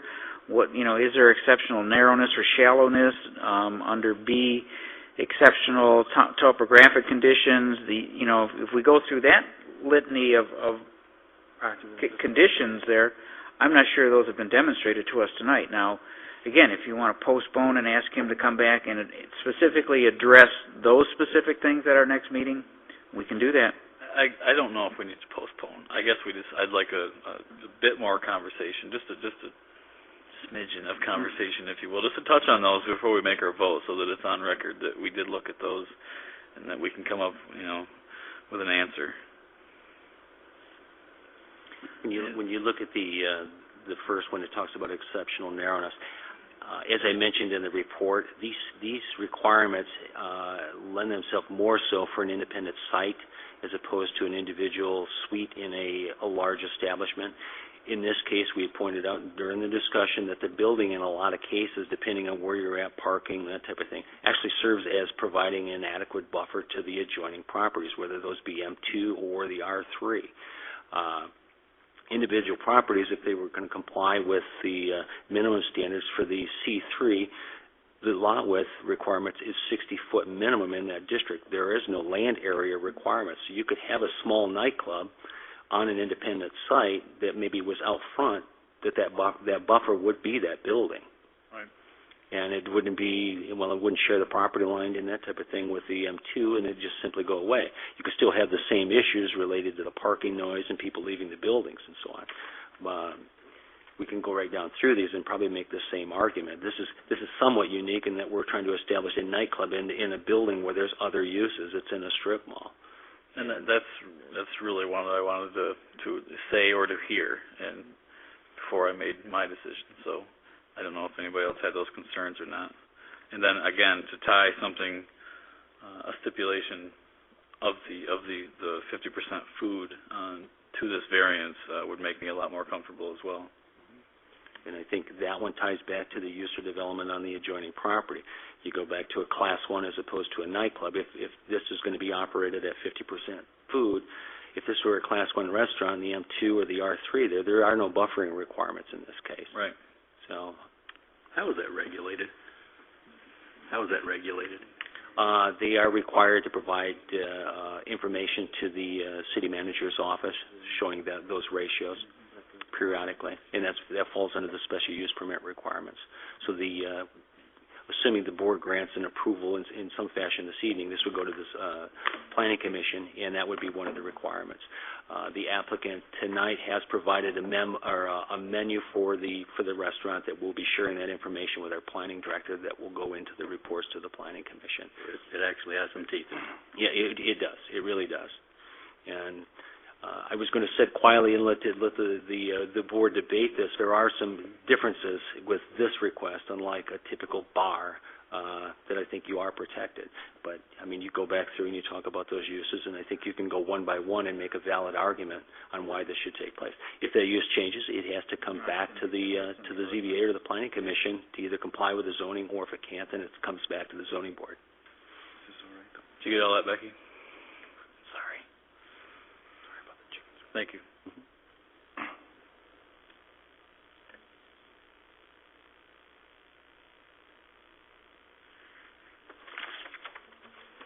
So I believe we're left with we got the approval this evening on the separation to the residential, and we're down to just the question on the screen wall.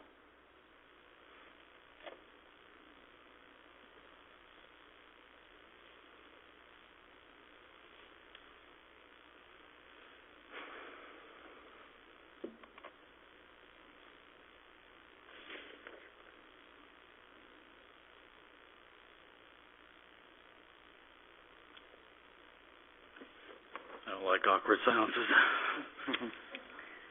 I think we're close over here. By putting that in there, And it means... that the use be limited, and that. And that the use be limited to a Class 1 restaurant. All right. We have a draft motion here. Motion by committee. Here we go. I move to grant a variance to allow the existing 6-foot screen wall to serve as a buffer for the M2 district to the north, and to waive the fencing and buffering requirements for the east property line. Granting of this variance is subject to the requirement that the use be limited to a Class 1 use only, restaurant use, and that a change in restaurant and nightclub classification be subject to Planning Commission review and approval. You are limiting, if I could, you are limiting the use then to a Class 1. Limiting the use to a Class 1 restaurant. With the 50%. Which means it has to have 50% food, which the applicant says he has to do anyway to maintain his state liquor license. And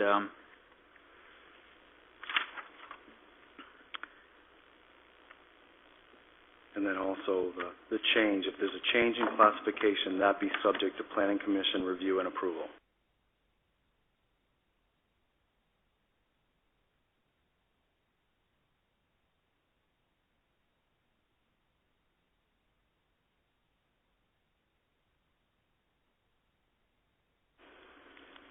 So we do have a motion out there. Do we have support? Support. We have motion and support. Do we want additional discussion? Now, we've basically, in essence, we've just combined all of our previously granted variants. Yeah, We would toss that in for good measure. Yeah. That's where we stand. Okay. I should note, too, that we may want to add, because this is, well, if it's considered Class 1, the buffering goes away. We're okay. Yeah, as long as he's a Class 1 restaurant. Do we want to take the buffering out? No. Specific word? No, let's leave it in there. All right.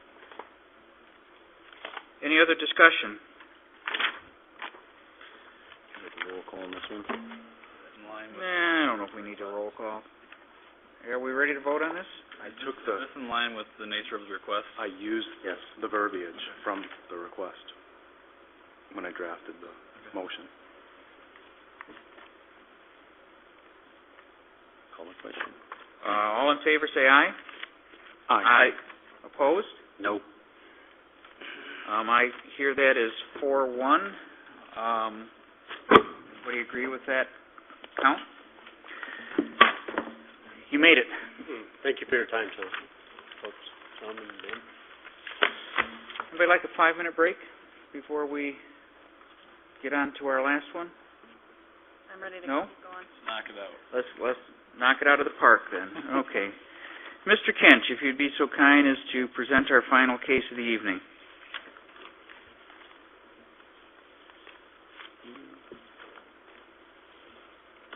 My paperwork here.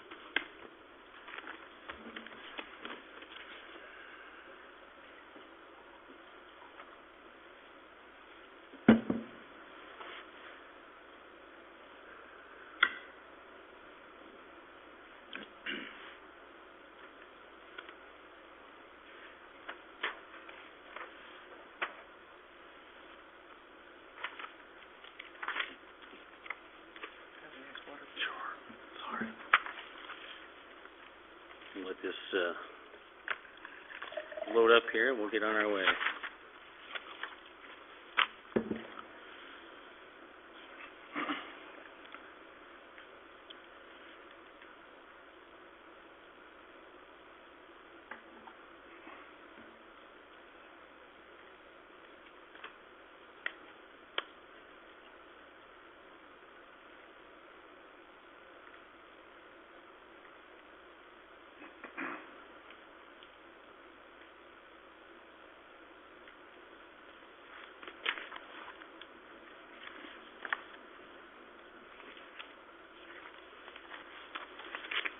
Okay.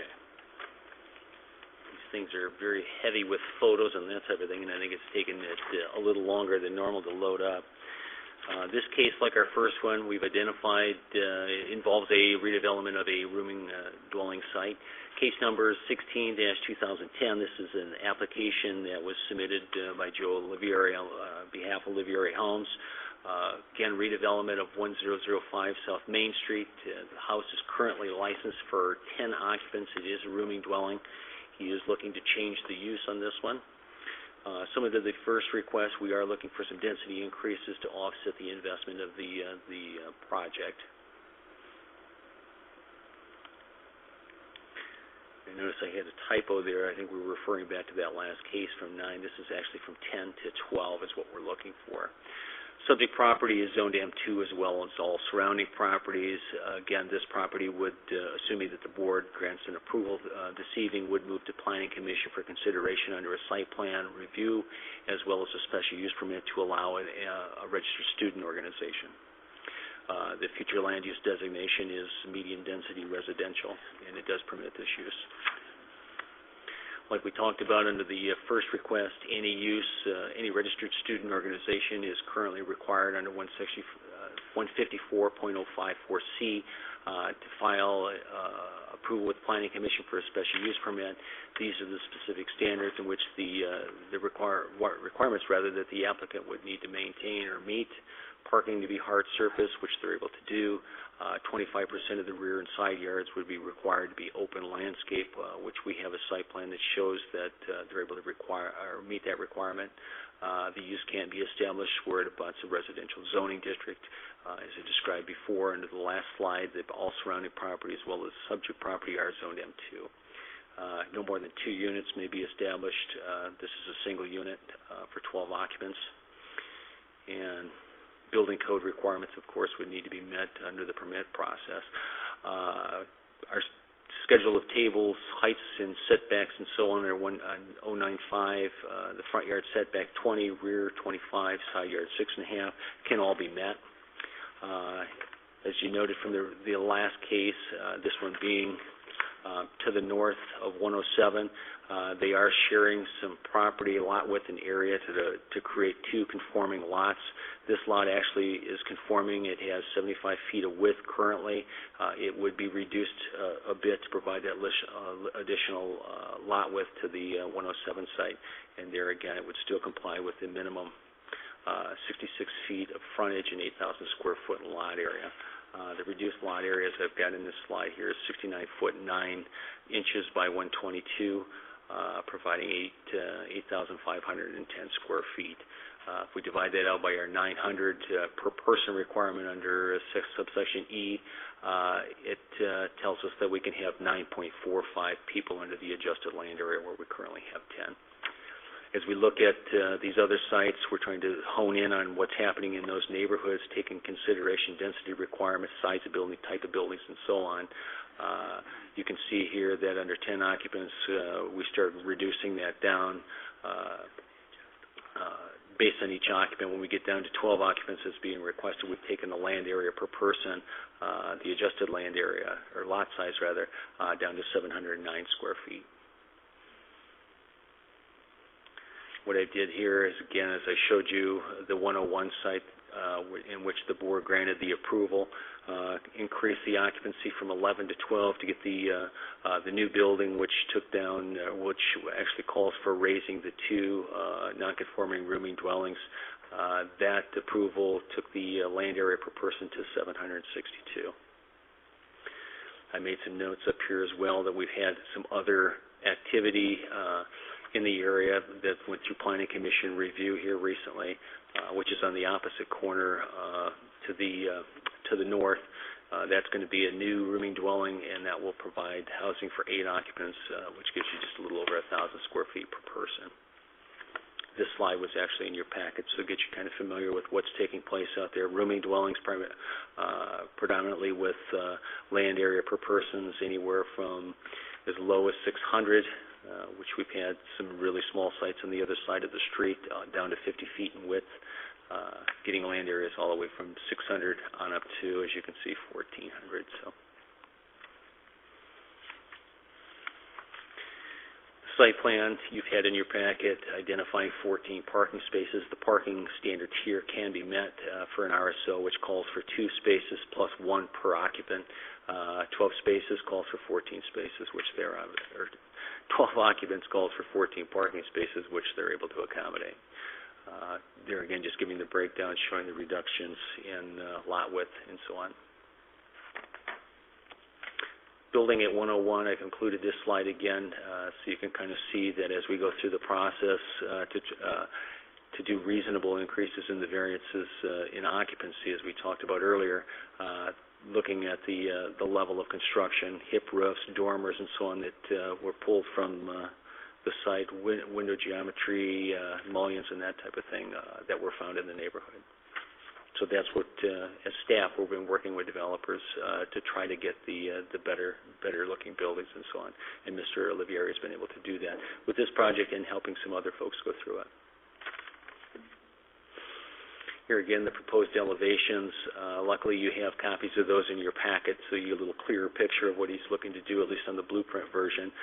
But there again, you can see the steeper roofs. We've got gables, returns on those gables, double-hung windows, open porches, tapered columns, and so on. And a lot of those details were found in and around that neighborhood.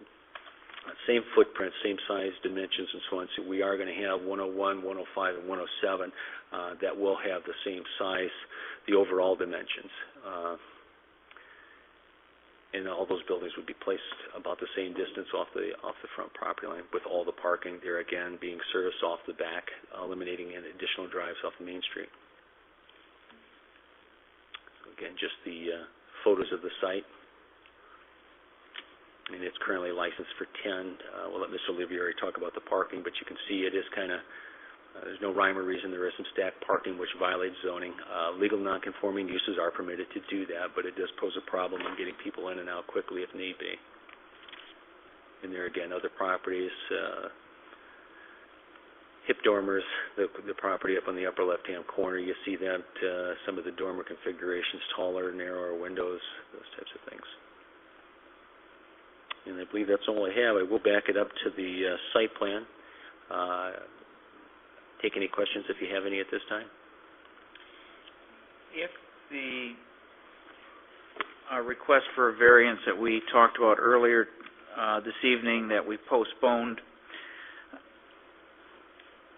doesn't happen next month, then we would be dealing with a lot here that's 75 by 122, so we'd be looking actually for a smaller variance on the density, correct? Potentially. Potentially. Okay. I just didn't know if we want to postpone this one and let Mr. Olivieri see what's happening. We hold the public hearing tonight, but postpone making a decision until we decide what we're going to do with the first case we heard, because that may change what he's actually looking for here. Yeah, isn't the request on this one directly impacted by the other case? It could, yeah, because we're sharing property lines. But it is scheduled for this evening. The applicant's here. It probably makes sense to hold a public hearing. If those things change, we'll have to republish on a different legal description and then handle it that way. Okay?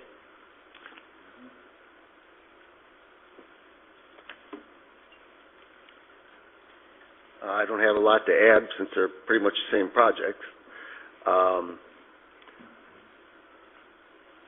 I applied under the RSO, even though I don't have one, because that's what the demand has been. So that could change. This was scheduled to be a summer of 2012 project. I was going to do the other two next summer. I can't handle three of them. In killing some time, I did some reading.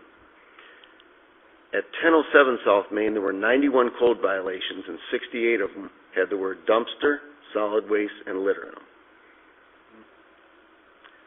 On 1005 South Main, this site, there were 58 code enforcement violations. 42 of them had the word solid waste, dumpster, and litter in them. So just, let you know, Tony, I think getting rid of that dumpster really is going to make a difference. Other than that, I don't have a lot more to say. They're both the same. Open for any questions. I have one. Same RSO or different RSO? Will this be Delta Chi too? I don't have one. So he doesn't have one? Don't have one. Oh, all right. I just went in for an RSO because that's what the demand has been. All right. And they don't get built unless they're pre-rented. So if by the summer or the leasing season for 2012 came about and we had no RSO, we simply change it and build it as a duplex.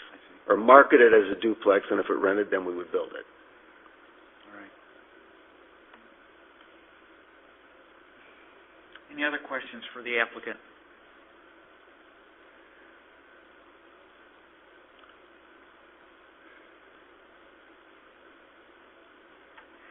Okay. Thank you, sir. With that, I'm going to open the public hearing. Anybody that's in the audience that would like to speak to us regarding this case this evening may come forward and do so now. Seeing none, I'm going to close the public hearing. That puts us in board discussion. We tabled the other case, and the other Postponed case, it. We postponed it for various reasons, but that case directly impacts this one on the lot size. So I don't know how I can get into a discussion on this one, given the fact that we have a ton of questions on the other one. But we postponed it at the applicant's request. Right, and we've got a list of questions we want, but you know, as he said, this isn't going to be until the summer of 12 anyway. So I don't want to put words in his mouth, but I'm not really sure how postponing it for a month is going to affect his construction plans at all. Well, I think the questions that he answers on the other case will also answer questions on this one as well. So I don't know. Go ahead, spit it out. You want us to postpone this until the next meeting? I'd suppose we ask the applicant if he wants to do that. He's saying yes. Okay. Then I would move that we honor his request. Okay, we have a motion by Commissioner Ellerson, support by... Support. Hey, they're fighting over it now. Ladies first. Any discussion on the motion? All in favor, say aye. I just want to say, Go ahead.